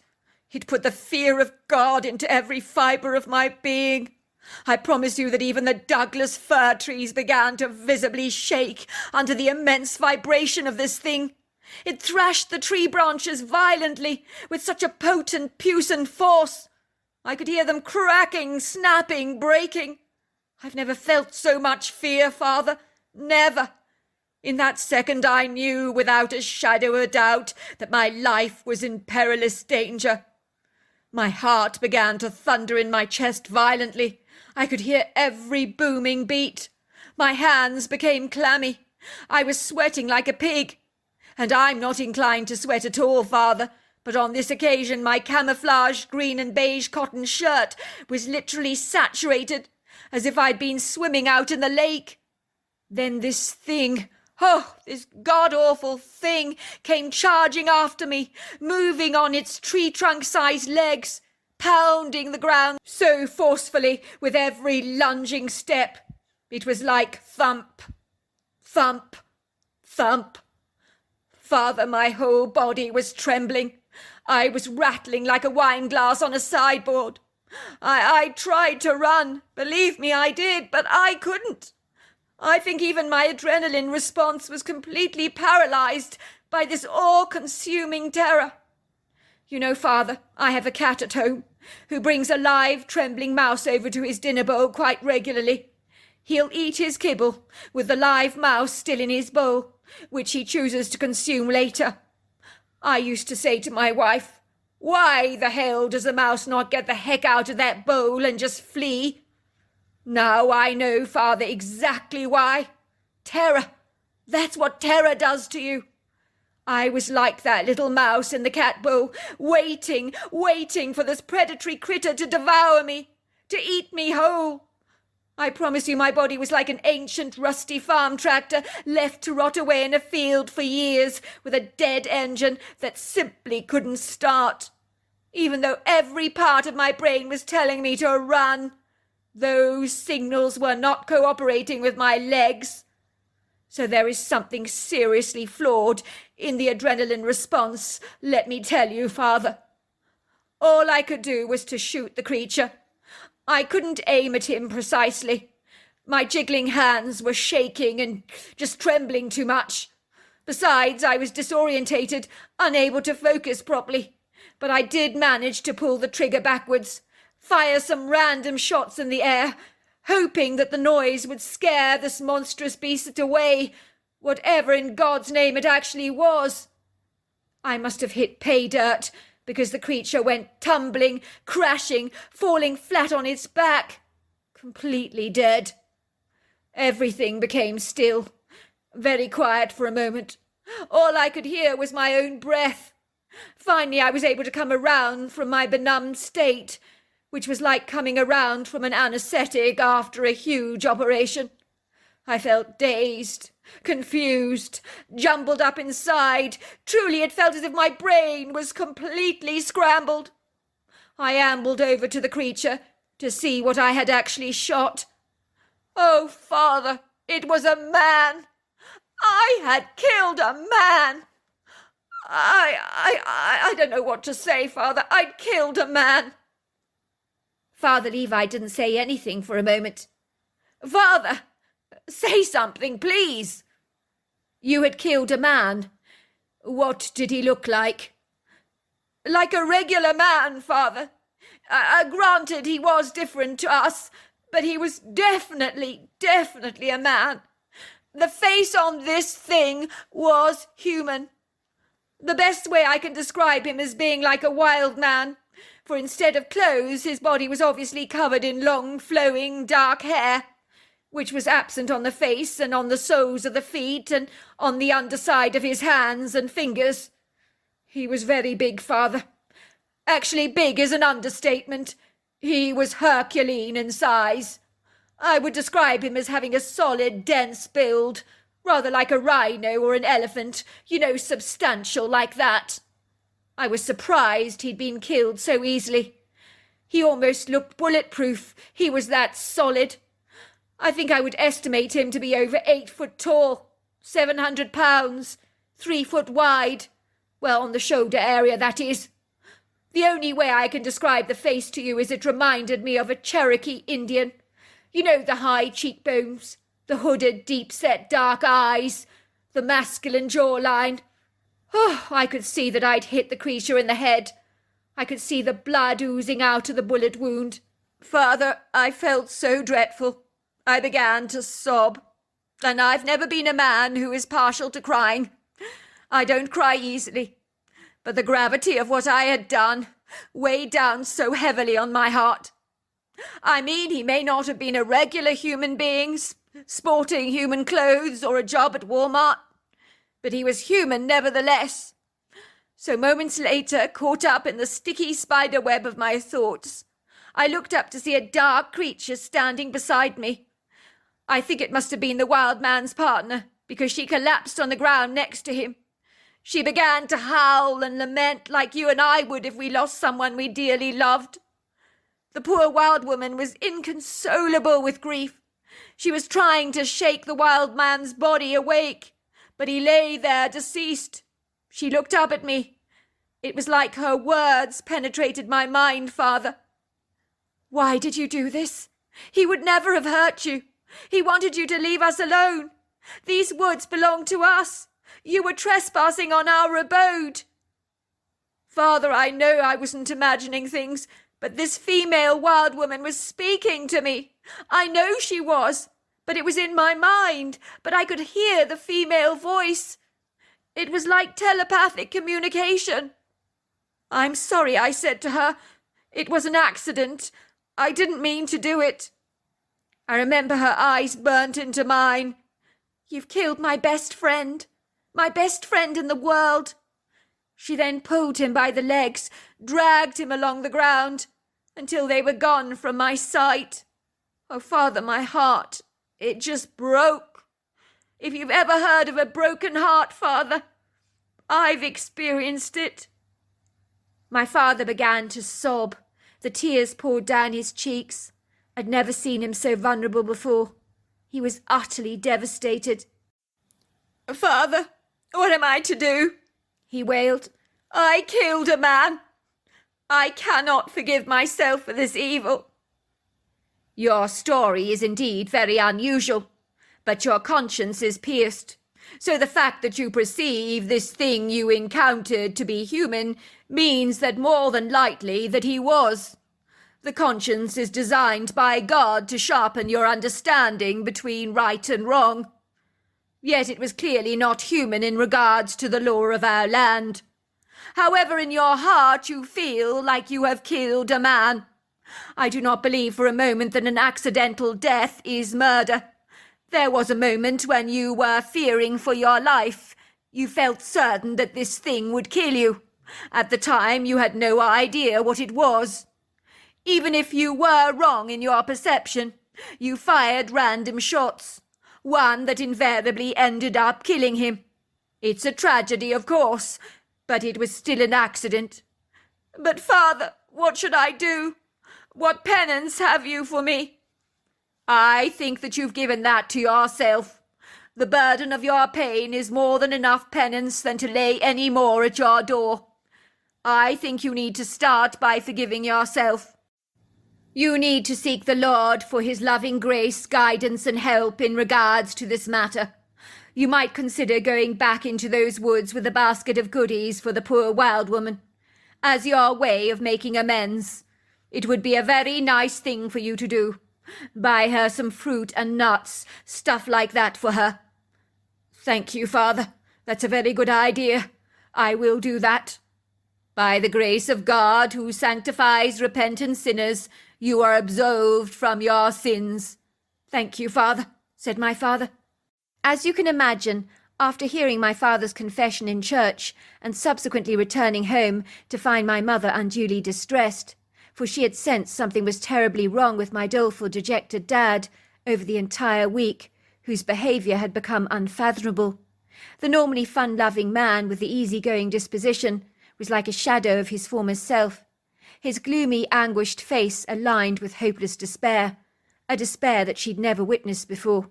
She knew something was demoralizing his forlorn heart, for he had retracted into his shell like a tortoise, barely touched his food, while his woeful sorrowfulness filled the house with a nauseating melancholia.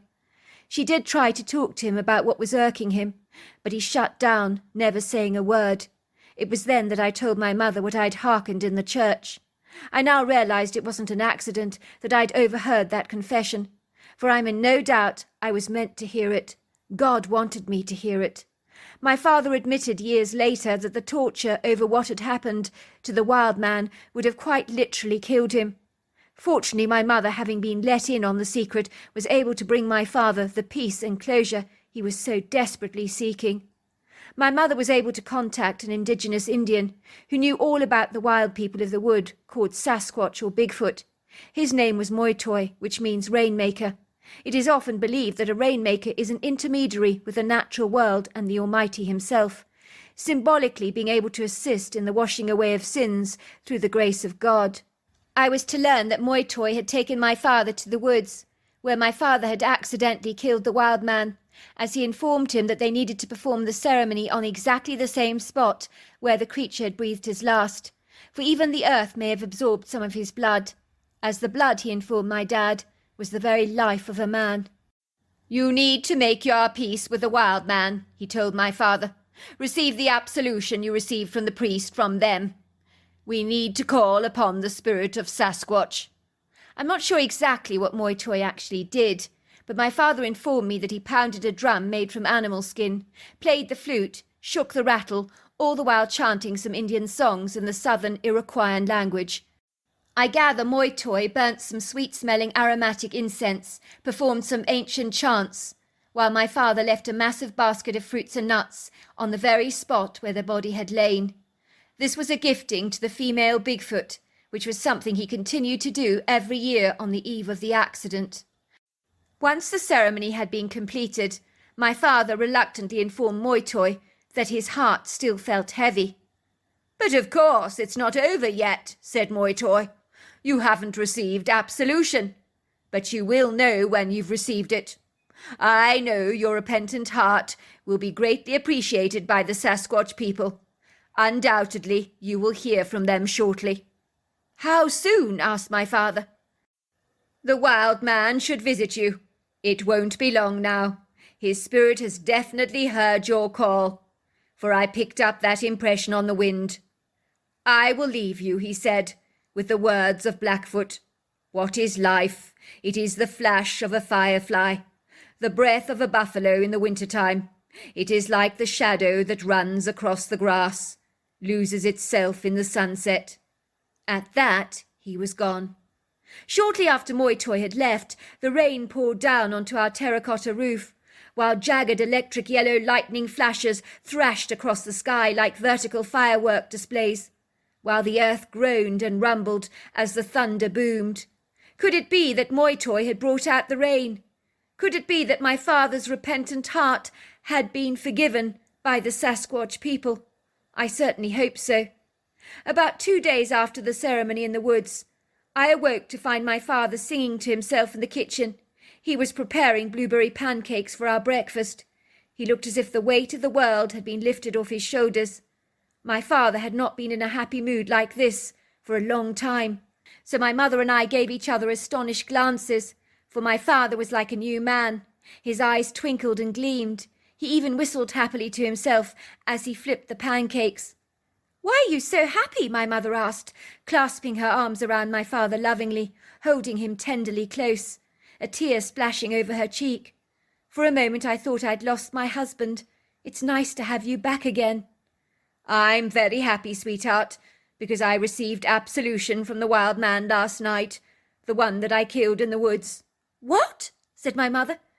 "The Bigfoot I killed appeared to me in my dreams last night. Only this was much more real than a dream. He looked at me with the most beautiful, loving, kind eyes. He told me that all was forgiven, that he was very happy where he was. He told me he would rest far better if I would forgive myself. He told me that his female partner would be sending me a gift to express her forgiveness towards me. Naturally, my mother and I didn't know what to make of my father's strange announcement, but as long as he was happy, that was all that mattered to us. It was a week later when we found a necklace of eagle's feathers on our doorstep. I'm glad to tell you that after the absolution, not only from a Catholic priest, but from the wild people of the woods, I got my loving father back, because once he had been forgiven, only then could he forgive himself. So there you are. That's my story. Dear Sarah, and all your lovely listeners, it was the only way I could manage to survive. I was young, naive, vulnerable, exceedingly ignorant at the time. About 15 years old, violated, molested, abused by my foster father. My real parents handed me over to social services when I was born, as both of them were homeless dropouts, hopelessly addicted to narcotics, unable to take care of me, let alone even themselves, for their obnoxious, all-consuming, pervasive addiction had drained and guzzled their dreams faster than the tap water gushing down a plug hole. From thenceforth it would seem I was carted away from one desolate, sullen and cheerless foster home to another. Most of these loveless homes offered me little to no support, were only fostering to line their pockets still further with more money, not out of the gracious, generous goodness of their hearts. I ran away from my final foster home in Portsmouth, which is an independent city in Virginia's southwest, across the Elizabeth River from Norfolk. I absconded due to my obnoxious foster father, who had a fixation for underage girls. I knew that I couldn't face another day of his horrendous, unflagging abuse. Of course I told my foster mother what he was doing to me, but she didn't believe a word of it. "My husband would never do that," she insisted. "You're a nasty little liar, that's what you are." I knew by the conjecture on her face that she was fully aware of her husband's nightly visitations to my bedroom, that he conducted with a bold, obscene confidence that left me in no doubt that he had done this many times before, with other foster kids staying at his home. so it was a no-brainer for me to run away. Of course, I was absolutely terrified. I did feel fragile, endangered, afraid, certainly about what the future held for me. But surely anything had to be better than living in an unconvivial, hostile environment, with two people who treated me so impassively, with a callous apathy. My story was not unlike the other impoverished, disadvantaged girls on my watch, who had fallen out of luck, ending up in prostitution, or with similar unfortunate accounts to tell, of hard, punishing lives racked by sexual abuse, crippled by low self-esteem, driven by feelings of inferiority, inspired by desperation. It was a given that, much like myself, many of the working girls were lacking the quintessential employment skills that they would invariably need to acquire agreeable jobs in the workplace. Indeed, being underage certainly was a hazard, a stumbling block if you like, which meant doors of opportunity were slammed violently in your face. Most of the homeless girls, driven by financial necessity, drifted into this insidious, deceptive, guileful lifestyle like a piece of lumber floating in the water, drifting to wherever the current would take them. It was almost certainly like that for us, if we were desirous to survive, as the survival instinct tends to kick in very hard when you're struggling to stay afloat, and not to be throttled and consumed by the tsunami of challenges life can unleash upon you. For it was clear all choices or opportunities to advance ourselves in a positive way were permanently expunged from us. There was no knight in shining armour that would come to rescue us. We had to rescue ourselves, or we would never make it on the cruel cold streets out there. Unfortunately, I ended up addicted to crack cocaine, like so many other young girls like myself. We were encouraged to take it by our clients and pimps alike. The big trouble with a drug like crack cocaine is that after trying it only once, you're ensnared. Much like a beaver caught in a trap, you can't escape its cunning allure. It meant that prostitution literally moored us like a boat docked in the marina so that we couldn't escape. Our addiction to drugs became a vicious cycle, as we needed to support a desperate habit that required incessant feeding like a hungry shark, or then you would have serious unpleasant side effects. While I was on the crack cocaine, I felt as if I could conquer the world, which meant the insecurity inside me was somewhat suppressed. My oppressive, dysfunctional lifestyle became much more tolerable as I looked forward to the next high. Pretty much lived for it, actually, which meant I was completely enslaved by its powerful hold over my life. When I first arrived in Portland, a kind man, well, seemingly kind at the time, enticed me into his life like a fish at the end of a line. I was unsuspecting, naive, very, very gullible. The man was a pimp who lured me into his home under false pretences to ensnare me, as that's how they tend to operate. Slowly but surely I ended up on the street corner, selling my body in the age-old profession in Portland. It would seem that prostitution was first birthed in Burnside Street in the 1800s.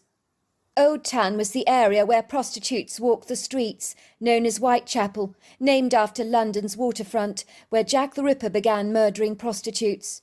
It was a haven for brothels, gambling houses, saloons. Today it is still this part of Portland that is a pivotal spot for picking up girls of the night. I remember being whisked onto the streets by a pimp who took me under his charge, along with a few others. We would walk up the streets wearing short skirts, fishnet stockings, high-heeled shoes. People think prostitutes all have to look a certain way, but the truth is remarkably different, as size is never significant. It seems every man has his type, some who like the full, rounded figure, some like women to be obese, others like slimmer women, some athletic, boyish types. There's no cookie-cutter type, as most people wrongly assume. Then there are men who prefer women of colour, or Oriental women, while others like a regular-looking American white girl. Some like variety. It all depends, as the saying goes. Beauty is most definitely in the eye of the beholder. There are no hard and fast rules in this regard. And I know it sounds gross to talk about women like this, but this is the way it was in my industry. I did discern in those days that most of the punters would be very careful to choose women who they thought were less likely to rob them. Young girls were notorious for robbing their clients, so that they could cut down on their street work significantly, as believe me, there is no pleasure in selling your body. I've heard that there are people that enjoy the lifestyle, but in my 15 years' experience of working the streets, I never met anyone who derived even an iota of pleasure from their job. If they told you they enjoyed it, it was probably a big fat lie, a guarded secret that only the insiders knew. You see, there's a lot of play acting involved in prostitution. You have to pretend you're happy, that you're enjoying yourself. Otherwise, if you're all miserable, your client will go somewhere else. No one wants to hook up with someone who has a hangdog expression on their face that says, "I'm miserable. I hate being here. I don't want to be here." Anything for sale needs to be appealing, otherwise no one's going to bite the bait or purchase the product. Like anything else in life, it has to come with some form of attraction. I do remember being a prostitute was the most demeaning job in the entire world. It increased my sense of self-loathing exponentially. I felt unclean, dirty, contaminated all the time. Then there was always that dreadful fear of developing a sexually transmitted disease that hung over my life like a looming dark thundercloud.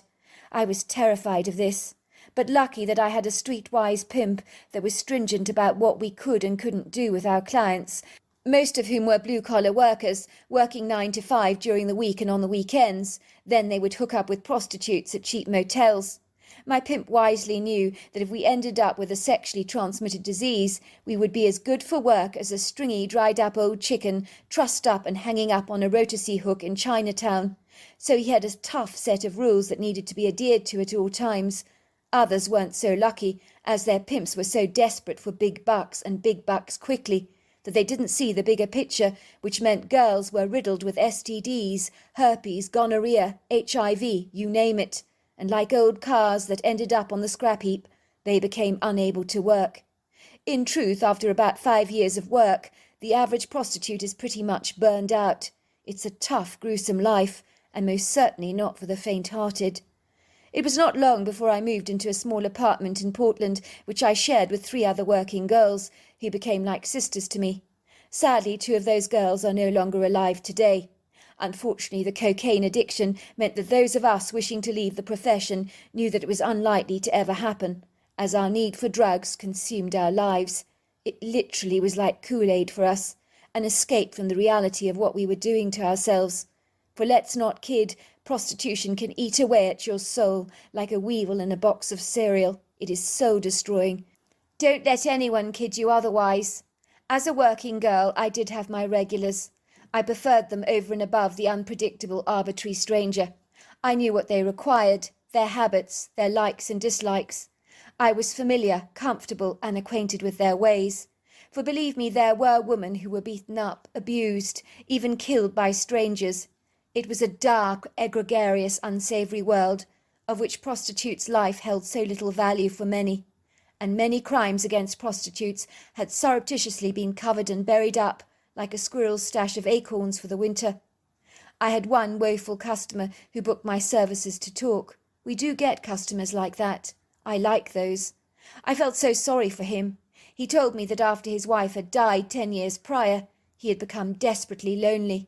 He was shocked by how young I was, disgusted by the immoral, depraved men exploiting me, reminding me tirelessly that if they were intimate with me physically, they were committing statutory rape.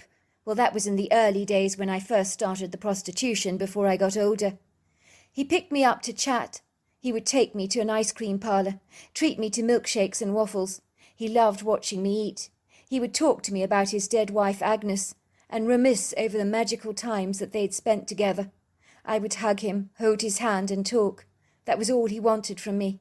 He would tell me some weekends were so incredibly lonely he wouldn't even talk to a single soul. I remember he gave me a gold chain with an opal pendant on it that had belonged to his wife. He said his wife would want me to have it because I'd saved his life. I still have it today. I wore it all the time, pretending it was fake so no one would steal it from me. I could never sell it, as it was so sentimental to me. I enjoyed talking to him. He was such a lovely man. I did have a few clients who were unhappily married, some staying in the relationships due to children, finances, religion, convenience, and all other kinds of reasons. Then those that were happily married, but weren't feeling satisfied in the bedroom department, or were looking for some excitement outside of their own marriage. Then there were the awful customers, men depraved, disreputable, degenerate, warped, seriously sick in the head, that we would avoid like the plague when we recognised their trucks or spotted them window shopping down the street, looking for a woman they could abuse, beat up and physically hurt. One day as I was standing on the street corner, desperately waiting for a punter to stop his truck to employ my services, for some reason the last couple of days had been very bad, with poor working opportunities. I was very desperate. I needed to procure some more cocaine. It was getting cold. I was beginning to shiver as blasts of cold air pummelled my body with a burning chill. It was late autumn, veering towards early winter, which isn't good news for a prostitute that wants to keep warm. I remember I was trembling with cold. I was wearing a skimpy short red tartan skirt, flimsy black top that came up to my belly button, a pair of knee-high black shiny plastic boots. I breathed a sigh of relief as my punter stopped his white truck, wound down the window, looking me up and down, and then asked me how much. Before I could even answer his question, he said, "Get in," in a raspy, deep voice. We hadn't even negotiated anything by then. But I still opened the passenger truck door, climbing into the seat beside him, nearly feeling more than a little hesitant, while the man pushed down the pedal of his accelerator and raced through the bright streets of Portland at one hell of a speed. I studied him curiously. Something about him was so nefarious it made me shudder. It gave me chills. He was large, a heavy-set man, wearing a white vest that revealed his powerful biceps that were heavily tattooed. He wore a thick gold chain around his neck, an expensive-looking watch on his wrist. I noticed he had a revolver on the dashboard. I do remember he was possibly in his 50s, with a scattering of brown hair on his head, very intense brown eyes that gave me the creeps. They were hostile, unkind, and downright mean. "Where are we going?" I asked. "Never you mind," he said. "You'll see when we get there." The slippery tone of his voice was very brutal, hard, devoid of any kindness. My heart sank like a heavy stone slipping to the bottom of a murky lake. I instinctively knew I shouldn't have got into the truck, as his intentions towards me were iniquitous, villainous, infernal. I sensed that instinctively within my gut. Warning bells began to ring in my head like blaring home alarm systems going off in the night. Part of me was screaming, "Get out of the truck! Get out of the truck now!" But he had switched on the internal locking system, so it was too late to hurriedly make my escape. I was trapped. "What's your name?" he barked. "Kylie," I said. "Kylie? I suppose it suits you. A good name for a tart." "I may be a prostitute, but I still have feelings, you know. You should treat me with some respect. You're incredibly rude." "Respect?" he said, spitting onto the windscreen. "Respect? You lost that kiddo when you started selling your body to all and sundry. You don't know the meaning of respect. You know nothing. You're like a cockroach." "Look," I said, "I don't think this is going to work out for both of us. I'd like to end the transaction now." "Would you?" "I think you'll find that when you got into my truck, you authorised this transaction." I said nothing, knowing full well if I challenged this perverse, unethical man, he might get rather violent with me. It certainly wasn't worth the risk. I'd seen too many prostitutes with black eyes, bludgeoned faces, broken teeth, bruised bodies, and that's if you were lucky. I realised the car had driven out of Portland.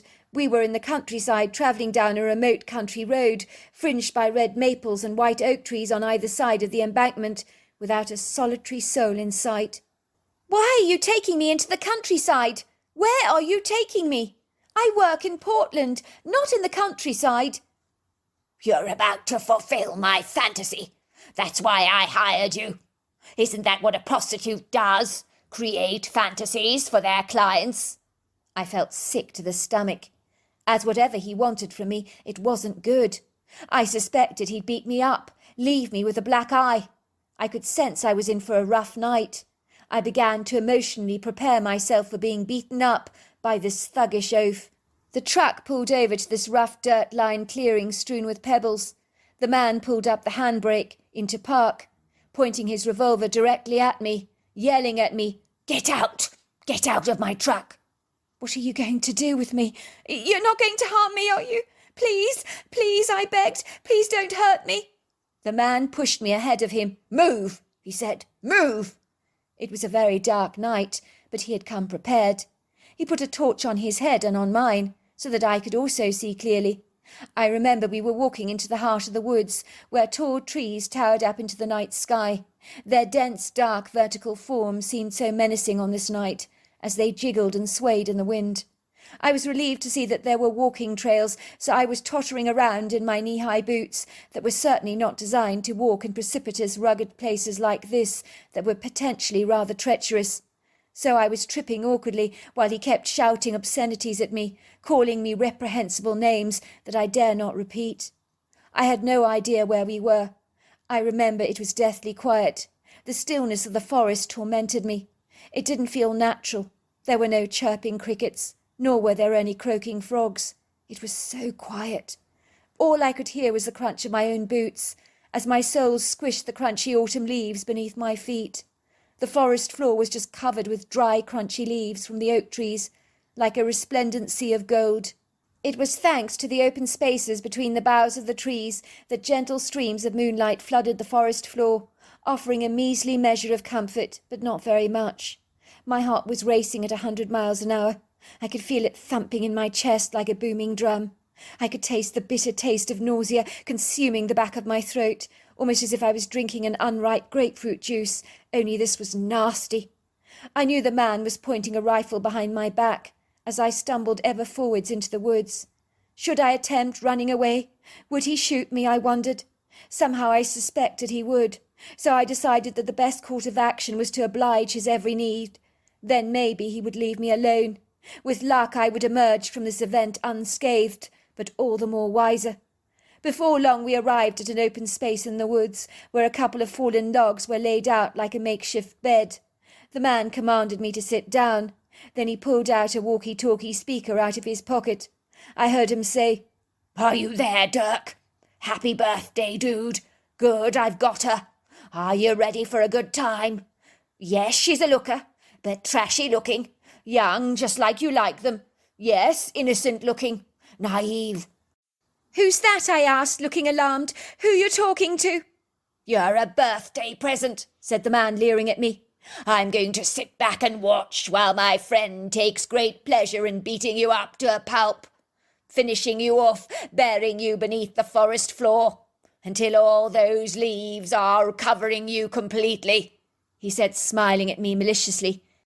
I knew I had absolutely nothing to lose, so I attempted to run away as fast as I could, but the man quickly pulled out his revolver and shot me directly in the ankle. I could feel a warm, hot heat pulsate through my left boot, launching into my ankle like a steel missile. The pain was excruciating. I writhed in agony. I do not recall a time of greater pain than this. I screamed out in distress. My screams morphed into wails that were carried on the wind like a high-pitched emergency siren. "That's better," said the man. "I think you're nicely immobilized. You shan't be able to run away." Then I saw another man moving towards me through the woods, with an odious smile on his face. He leered at me approvingly. "Now she's a tasty morsel. She'll do nicely," he said, giving me the once-over with a soulless pair of dark eyes. He then gave his friend an approving high five. By this stage I seriously wanted to throw up, vomit, be violently sick. I might have been a prostitute, but I hadn't asked for any of this.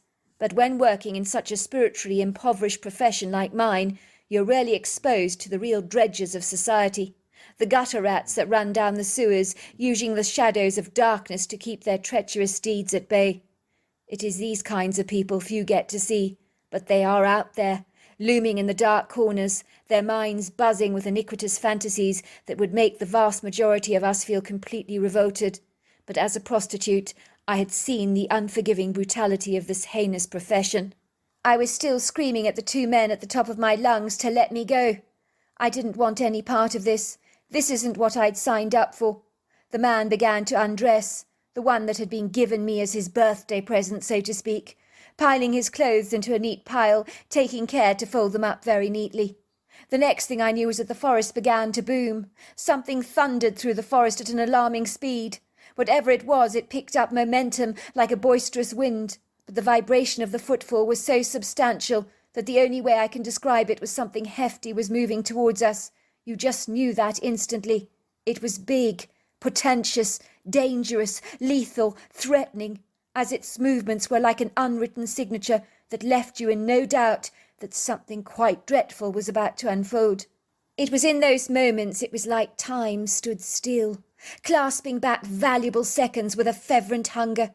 It was like everything else beyond the booms and the vibrations was almost suspended like beads and globules of jelly, momentarily disabling one's ability to react. It was like we were all gripped in what I can only describe as a stunned stupor that disorientates, immobilizes, paralyzes you. One of the men said, "Brady, what the heck is that?" The expression on their faces was one of unadulterated, consummate terror. Then we saw her. She fixed her all-knowing, sagacious, deep-set dark eyes on both men, with an infinite, astute, discerning look, as if she was in no doubt what was going on. The formidable, anomalous creature looked like a wild woman, only in massive proportions, built like a giant, in width, girth, and weight, towering at easily 8 foot tall, with shoulders as wide as a front door. I noticed her legs were long, lean, and muscular. Her overlong arms trailed beyond her knees. She was covered from head to toe with long flowing hair, of a very pale auburn hue, like a pretty strawberry blonde colour. The leathery skin on her face was a tawny salmon brown. I knew she was female, for she possessed 2 very small pert breasts. She was the most intimidating, terrifying creature that I've ever beheld. She was angry, very angry. Her deep dark eyes raged like burning coals of fire. Her face was incredibly human. She pulled back her lips and began to roar. The man called Dirk was blocking his ears. The sound was ear-piercingly loud. He tried desperately to run. The other one who had picked me up, called Brady, was now reaching for his revolver. The creature's keen, fast eyes travelled swiftly to his gun, like a tiny plane landing on an airstrip, with remarkable precision. She grabbed the revolver from him unhesitantly, with a swiftness faster than the speed of our thoughts, and threw it somewhere in the underbrush, lunging towards Brady with a powerful stride. She seized Brady with such a brute force. I've never seen anything like it. He looked tiny, fragile, pathetic, rather like a fragile Ken doll. He was screaming as she picked him up in her hands, throwing him towards the tree, where he hit the hefty trunk like a wall of cement. He groaned in agony as he fell backwards to the ground with a laborious thud. She then moved towards him, twisting his neck, so that now his glazed, empty eyes were staring at me back to front. The other man was screaming as he struggled to get away. "No! No! No!" He was almost begging the creature to stop, not to hurt him. But compassion she showed him not. She grappled the man easily, as if she was picking apples off a tree. And this man, let me tell you, was by no means small. She snapped his neck, twisting it around back to front like a cork in a wine bottle. The 2 men were now lying there deceased. I didn't care at all. She trotted over to me with such a loving look in her eyes that I knew her intentions towards me were kind. She had heard my screams and protectively come to my rescue. She gently touched my head, looking at me in my eyes like a protective mother. I began to sob and sob. She reached over to rock me in her arms, cradling the back of my neck and cupping my head in her chest. It was funny, she smelt so nice, reminding me of petrichor, how the earth smells after the rain. I kept saying, "Thank you, thank you. You saved my life." I believe she understood what I was saying. The creature soon realized that I couldn't walk, as I tried to raise myself on the ground, but began to whimper in agony as I hobbled all over the place. I could see she was thinking as she scratched her head in deep contemplation, looking at me as if wondering how she could possibly help me. Then she picked me up in her arms after having made a decisive decision and carried me through the woods. I knew that to her I was as light as a feather. She did not struggle as she moved through those woods speedily, never jolting or staggering for a single moment, for if she had done so, the insufferable pain would have been intolerable, as my ankle was throbbing wildly. It was a dark, insipid, soundless night, but I wasn't remotely afraid. I knew I could trust this wild woman with my life. She was intelligent, discerning, incredibly gentle. I remember she glided with me so graciously through the woods. The ride was smooth. It seemed like we were floating on air at times, despite the fact that she did climb up some rugged terrain, through some sagebrush, into a meadow with cows that upon seeing us made a mooing commotion, hurriedly trotting away to the edge of the field. They were clearly intimidated by her, But despite their angst, they watched us curiously while chewing their cud as we ambled through the field. Before long, in the dark shadows, I saw the silhouette of a farmhouse with one outside light still left on. The creature lowered me to the ground outside the farmer's front door, indicating for me to get help. I thanked her as I watched her gliding away into the trees. My heart was filled with awe and wonder, for I knew beyond question she had saved my life. The door was opened by a very kindly-looking man with a full head of grey hair, wearing blue and white pinstripe pyjamas. He looked startled to find me at his front door, very concerned. I explained I'd been shot in the ankle, so he immediately called for the ambulance, looking rather bewildered that I'd managed to arrive at his front doorstep on a gammy leg like that. I was also beginning to sweat profusely and shake, as I was desirous for some crack cocaine, but I received help at the hospital while undergoing an operation to remove the bullet and to repair my shattered ankle. While I was in hospital, I was referred to a place where I could receive treatment for my crack addiction. I'm so lucky because I came off the drugs seamlessly compared to other less fortunate people than myself. Even my therapist was amazed, describing me as one of their quickest breakthroughs that she'd ever seen. I never returned to my life of prostitution, nor the crack cocaine, as the centre where I was rehabilitated from found me a job, which morphed into my being promoted in the company from a very mediocre position into a sales executive, so I never ever looked back. The two men's bodies were recovered from the woods.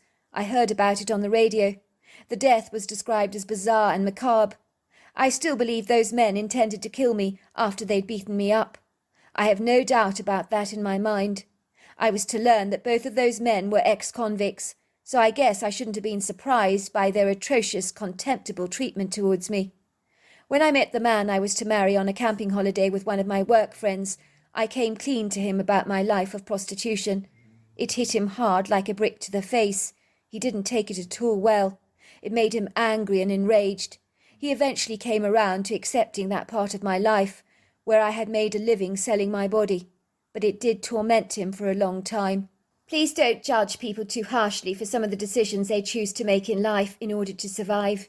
It can be a tough, hard world out there, with many people like myself, lost souls down on their luck, falling victim to this insidious dark world. I have so much compassion for anyone caught up in this lifestyle, for it is rare to find anyone who enjoys what they do. I am appreciative for an anonymous forum like this on which I can share my story. I want to tell you that the creature that saved my life was definitely a Bigfoot. It was easy for her to kill those two men, but I promise you she knew exactly what she was doing.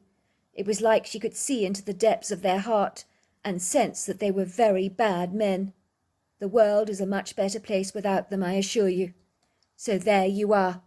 That's my story.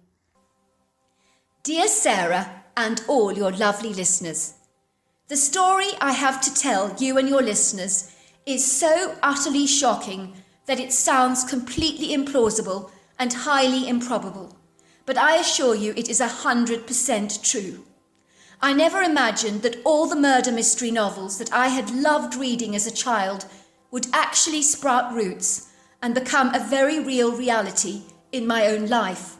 Those dreadful stories you hear about in the news, about weirdos that perpetrate the most horrifying, heinous murders, is not something you expect to arrive at your own front doorstep one day. After all, is it not the case that those sort of things always happen to somebody else and never to you?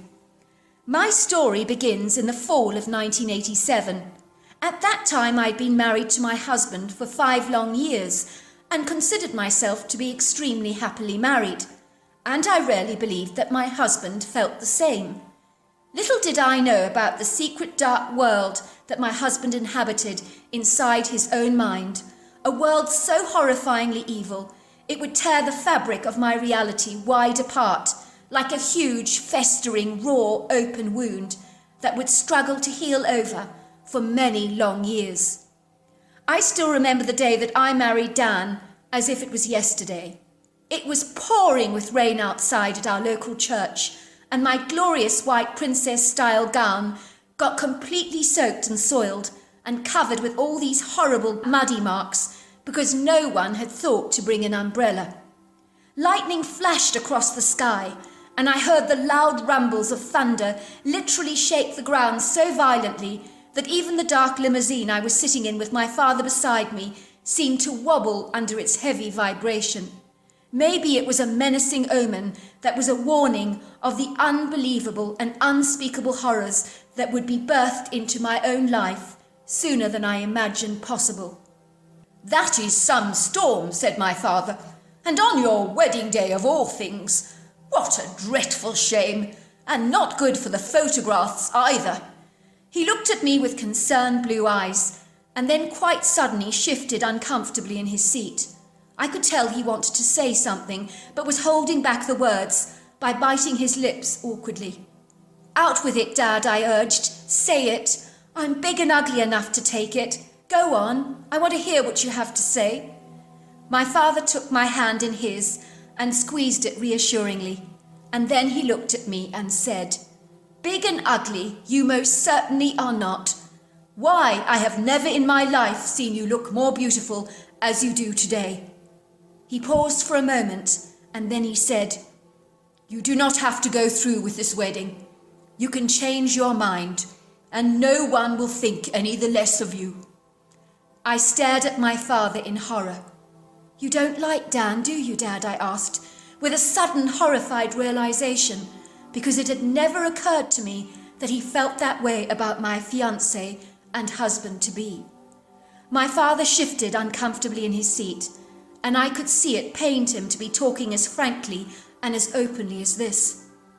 "There is something about him that is very off. Your mother and I have tried our hardest to like him, but we get a very uneasy vibe around him. There is something about him that we just can't warm to." "Dad," I cried, salty tears rolling down my cheeks, "I really, really love him.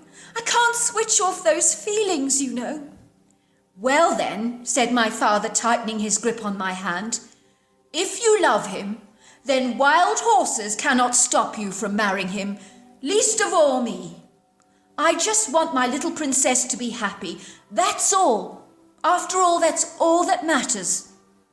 I hugged my father tightly, but his haunting words hung in my mind like an ominous looming dark cloud of uncertainty and a foreshadow of the grim reality that was inevitably to come. I remember meeting Dan's parents for the first time on our wedding day. I really got the strong impression that his father was a very imposing man with a really willful, cantankerous disposition, while his wife, by contrast, was subservient and quiet like a church mouse, and looked at me with wide, brown, frightened eyes. And she never spoke a single word, not even to congratulate me. It was all exceedingly peculiar. Dan and I settled in a delightful, quaint, almost whimsical-looking cabin in the countryside. Our place was very remote, exquisitely surrounded by hazy blue and purple mountainous valleys and dense areas of natural forest, with tall, majestic trees gracing the landscape. There was also a huge silvery pond on the right-hand side of the forest, set against a large mountainous outcrop of rocks. This little pond was a favourite spot for the deer to congregate, and I would spend many days watching them through my binoculars as they drank the full, cool, fresh water.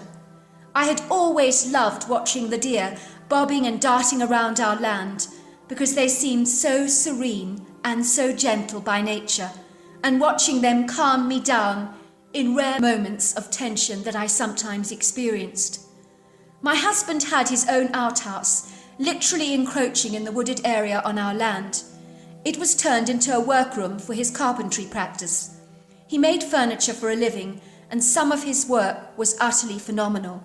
He would design the most gorgeous kitchen cabinets for people, and he would transform old pieces of furniture into modern masterpieces. Where we lived was very remote and off the beaten track, which is exactly what my husband wanted. He did not like socializing or mixing with people much, and I just thought it was because he was quiet and reserved as a person. I had no idea how emotionally dysfunctional he actually was. One day, a glitzy pink Jeep drove down our gravel pathway towards the outhouse where my husband worked. Potential clients would always come to see my husband and how he was getting on with their various projects that they had assigned him to do. On this one occasion, a very glamorous, attractive tall woman with shoulder-length hair who was wearing tight leather pants and a white cotton shirt got out of her bright pink Jeep. I ran out of the cabin to greet her, something I always did when my husband's clients arrived on our property, just to be courteous and civil and to help navigate them towards the outhouse that some struggled to find because it was secretly tucked away on the edge of the woods and was so well camouflaged it was almost impossible to sometimes see. "I'm looking for Dan," she said. "Is he around? He's restoring a beautiful dresser for me, and I just can't wait to see it before he delivers it to me tonight. I can't wait, I'm so excited." "Of course," I said. "Follow me." I smiled at her as I directed her to the outhouse, secretly wondering if this tall, statuesque blonde woman was some kind of a fashion model. She certainly was tall enough, and she definitely fit the criteria, I thought. The following morning, as I was sitting at the kitchen table, drinking coffee and sifting through the newspaper, my attention was drawn to a picture of a blonde woman on the cover. I was almost certain I recognized the picture. Had I not seen that face before? It did look distinctly familiar. Of course, it was the woman I saw yesterday on our land, the one who was having her dresser restored by my husband. I proceeded to read the article, and it read, "Beautiful blonde model vanishes from her home mysteriously last night." I could hardly believe what I was reading, and I rushed to Dan's outhouse to show him the article. "She was here yesterday," I said, "and now she's gone missing. Did you not deliver her dresser to her last night? That's about the time she must have vanished. Maybe you saw something. You know, you should call the police. You might have been the last person to see her before she actually went missing." My husband's response was both curt and cold. "Are you smoking something, babe?" he joked. "There was no such woman on our property yesterday. You must be imagining things. I never restored a dresser for such a woman, nor did I deliver anything like that. You are clearly confused and mistaken for some reason." "But," I insisted, "you restored her dresser. Don't you remember yesterday? I even saw you packing it up last night in the back of your van and driving off to her place for the delivery." My husband barked at me in a tone that I shall never forget, and I have never heard him use such an angry tone before in my life. "I've never seen the woman before. Now leave me alone. I have work to do." I scurried away like a frightened rabbit because I'd never seen my husband react to me this aggressively before. But I dismissed it all, telling myself that my husband was having a bad day and was just a little grumpy. He must have forgotten about the lady and the delivery. Maybe one of his clients was piling on pressure for him to get a job done. Who knows? I knew that Dan was never reacting well to stressful situations or to overly demanding clients. But one thing I did know was the girl in the paper had been on our property yesterday, and clearly my husband had no recollection of her, which was very strange because she was very striking and was a woman you would be unlikely to forget. It was all decidedly odd, but I decided to just let it go. After all, what else could I do? In my gut, I probably knew he was lying to me, but I was not going to believe such a feeling. I just couldn't, not about my own husband. The next day, I ventured into the forest for a walk. In truth, I had not ventured in there many times before, and it was an area my husband did not want me to explore for some reason. He always told me that the woods were full of dangerous predators and that I should never go in there unaccompanied because it was not safe to do so. But I was not convinced that that was the case during the daylight. At night, of course, it was a different matter. On many occasions I'd heard the calls of coyotes and even mountain lions, and last night I had heard a peculiar noise that I couldn't explain. It was the sound of a woman screaming as if she was being murdered. I'd heard that sound on 2 other occasions before, including strange wood knocks and whooping sounds coming from the woods, the origins of which I could not explain, and remained a mystery to me. I grabbed my husband's rifle just to be safe and went exploring the woods. What Dan didn't know would not hurt him, and besides I fancied a little adventure all of my own. As I entered the forest, I noticed that everything seemed unusually quiet. You literally could hear your own breath in front of your face. That is how deadly quiet it was, which was remarkably unsettling. I cannot explain it, but I sensed something was distinctly off, but I couldn't tell what it was. I was just surprised to see that there were no signs of life, like a pretty squirrel darting up a tree, or the gentle face of a deer chewing its cud while staring at me with curious eyes through the pretty green undergrowth. I felt a sense of disappointment because the woods seemed more menacing rather than enchanting, the latter of which I had hoped to experience.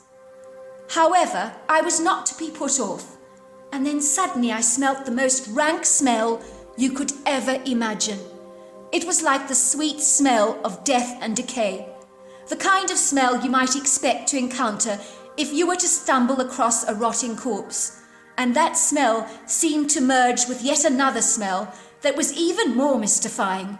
It smelt sulphurous and sweaty in its undertones, rather like a pair of cheesy trainers. It was all rather bizarre. Suddenly I heard the sound of digging, like someone very hefty and strong was pulling up the earth, and I could hear the crunching sound of heavy feet pressing against leaf litter on the forest floor. I suddenly realized that someone was on our land, and since this was private property, I knew that this individual, whoever he was clearly trespassing. What was he doing, I wondered, digging on our land like this? It was all very strange. It was hardly as if our land was sitting on a gold mine or something. I decided to find out who this intruder was. Maybe I knew him, as I knew many of the locals in our town. And in my heightened curiosity, I tiptoed forward as quietly as I could, hoping not to disturb the crunching leaves under my feet, and I tried to avoid making a loud enough noise to draw any attention to myself. Luckily, the digging sound seemed to mask any sounds that I was actually making. Then I saw him, the dark, shadowy figure of the intruder, and his back was turned away from me. I crept closer to get a better view of him, using my binoculars, and then I focused in on the individual to see if I knew who this mystery man may be. I nearly dropped my binoculars in horror. I could hardly believe what I was seeing. This was no man, but what on earth was it? For a moment I was unable to believe what I was seeing. The creature was covered with hazel brown hair with silvery tips, and his whole body was covered like a bear. What on earth was this thing? Suddenly it turned to the side, and his head looked in my direction when the sound of a shrieking hawk flying overhead grabbed his attention and made him look my way. In that moment, my binoculars focused fully on his face, which was hairless and grey and almost human in appearance, with ape-like influences. The eyes were large and brown and wider set apart than ours, but very deep set. There was also a distinctive brow ridge, a very flat black nose, and thick lips. I noticed that the head was shaped like a bullet, and it literally flowed into the shoulders into a single piece, giving me the impression of little or no neck. The shoulders on this thing were massive, like the shoulders that you would expect to see in Olympic swimmers who do that butterfly stroke, and the upper torso and weighty arms were equally as impressive. The creature was shredded like a prime athlete and was ripped in the torso area, and although it was covered with hair, I knew he had a six-pack. There was no question about that. And he had slender, muscular, very strong legs. If I had seen such a body shape on a man in a supermarket aisle, I would assume he graced the covers of the World's Strongest Men magazine. This creature looked like he could lift a car without even breaking a sweat. That's how enormous he was. I would say he was at least 1,100 pounds and 9 foot tall and possibly 4.5 feet wide, and that's not exaggerating.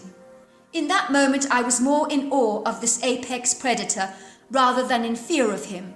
But that was soon to change as I continued to watch this creature with an intriguing fascination, all the while making every effort not to be detected by this thing. What was this creature doing? He had this massive, thin, trowel-shaped stone in his hand, and he was using it like a tool to dig out the loose soil. Suddenly I saw this white human leg flop out of the soil, much like a plastic doll, and the creature finally pulled out the long body of a woman that looked like a tiny Barbie doll in his humongous hands. He threw the limp body that was blood-soaked up and down in his hands like a bouncy ball and grunted for a while. He even slapped the cheeks several times on the face as if he was trying to wake up the body, and when he got no response from the corpse, he made a few more frustrated grunts, and even used one of his large hairy feet to nudge the body, pushing it back and forwards under the foot several times, as if hoping to get some kind of response from the corpse. He kept doing this and looking at the face, half expecting it to rise up from the dead. He then seemed to lose interest in the dead body, realizing that the life was truly deceased and was incapable of being revived. He grunted sorrowfully a few more times to himself, and then, just like a silverback gorilla, he glided into the woods and was gone from my sight. I realized with utter horror and delayed fear that seemed to rush through my body like a steam train of horror that this horrendous, monstrous creature had killed this woman and buried her and retrieved her from a shallow grave. I was certain at once that this was the missing woman that I had seen yesterday, who had been visiting my husband's outhouse and had been attacked and killed by this deranged, hairy creature. I did not ask myself the obvious questions that I should have, like why was my husband the last person to actually see her alive? And did he not deliver her a dresser last night?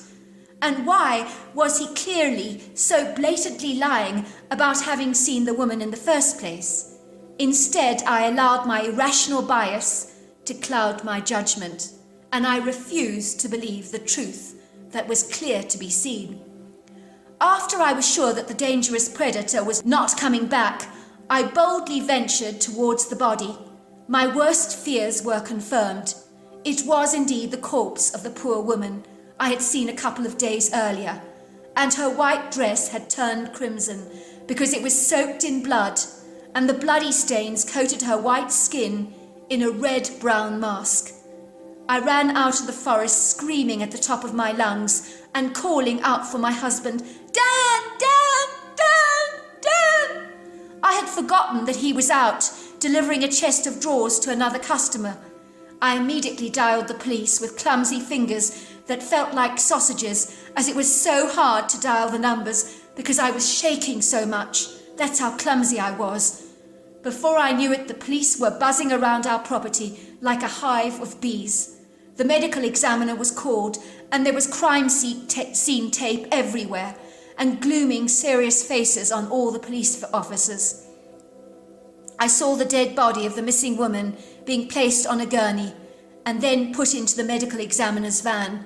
Finally, I was taken to the police station myself for an interview, and they ushered me into this gloomy, oppressive little interview room without any windows, and proceeded to ask me hundreds of awkward questions about my husband, whom I began to realize was the prime suspect in this case. I told the police that my husband had absolutely nothing to do with the grisly murder, and that the real perpetrator of this crime was a hairy, humanoid, ape-like creature that I had seen in the woods, playing with the body and slapping the face with its hands. It was huge, I told them, a really big, massive monster. This ghastly thing has killed this woman and buried her and subsequently retrieved her. I had seen him doing this myself with my own eyes, and he was scarier than a lion and infinitely more treacherous. I could see the police officer rolling his eyes at his friends, as if to say, "We've really got a big nutcase here." The more I went on about the hairy ape-like beasts, the less seriously the policeman took me. I even heard one officer tell another that I was deliberately covering up for my husband with such an elaborate story, and the other one replied that at least I made things more humorous and interesting with my remarkable imagination. I did not hesitate in giving the police permission to search our property without a warrant, because I knew we were innocent and had nothing to hide.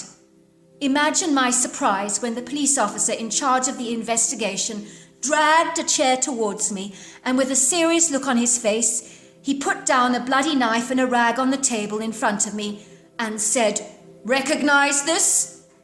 I looked up in horror at the officer.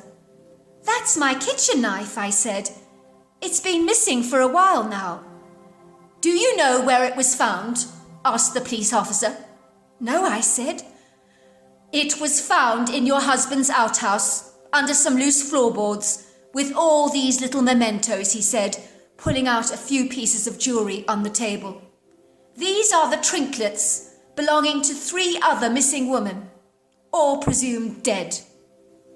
Suddenly the light went on in my mind, like a lighthouse lighting up the darkness that hid so many treacherous secrets that were now finally exposed in the cold, hard, brutal light of day.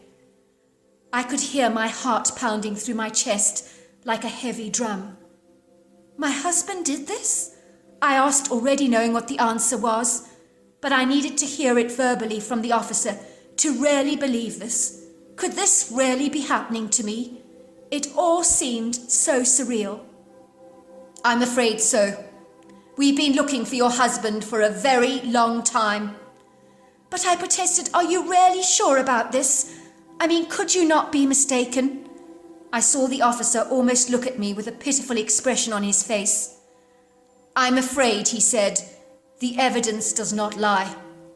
It was not long before my husband was arrested and charged with 3 murders, because 2 other bodies were recovered in that forest. The police suspect that he may have been involved with other heinous murders of several other missing women, but my husband was not going to talk and refusing to make any comments.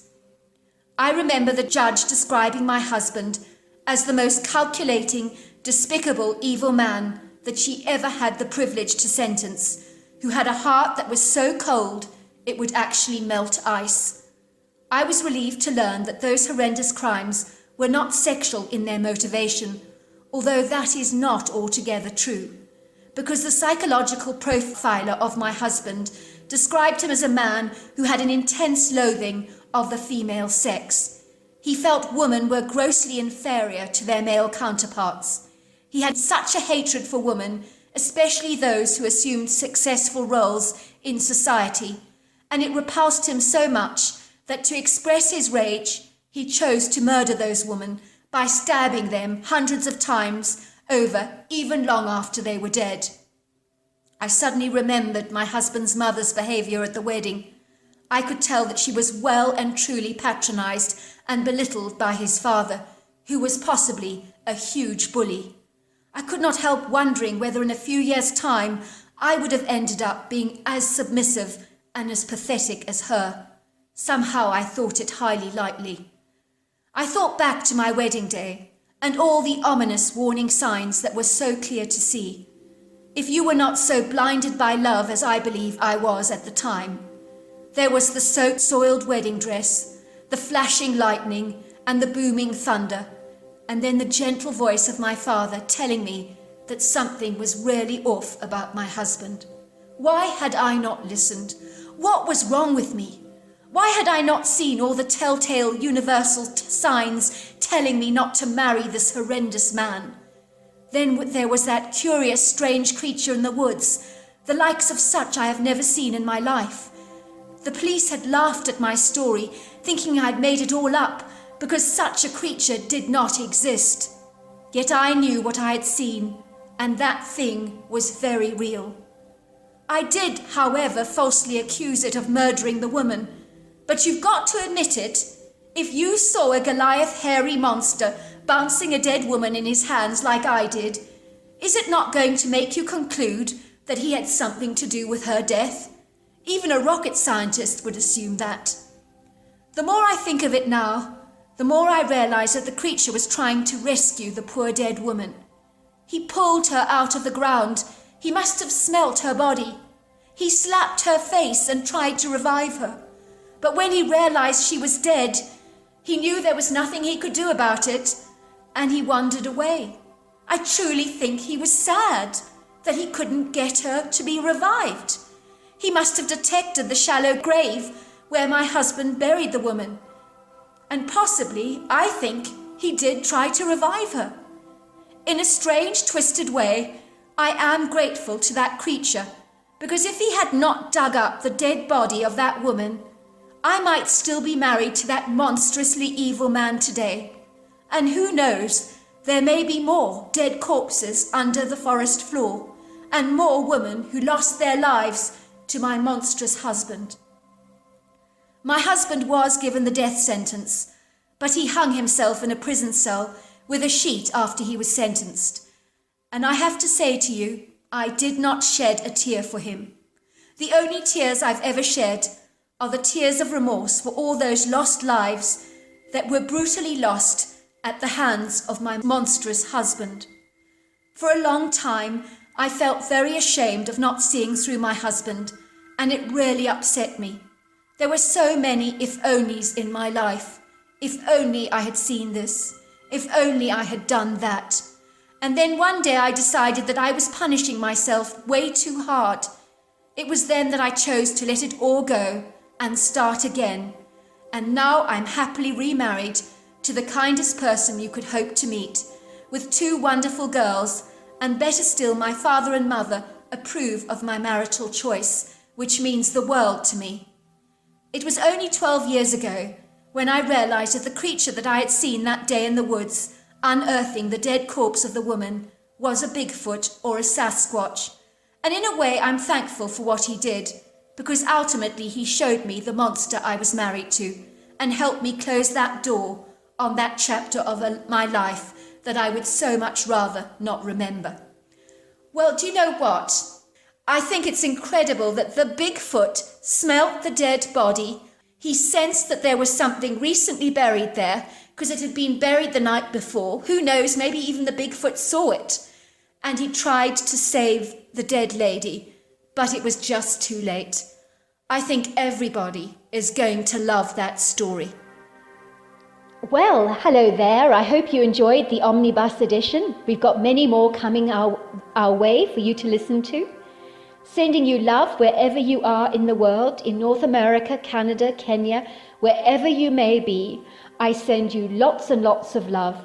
Thank you for listening to my Omnibus, and I really do hope you enjoyed it, because that's the whole idea about it, is to give you some interesting stories to listen to. So until next time, goodbye and good night.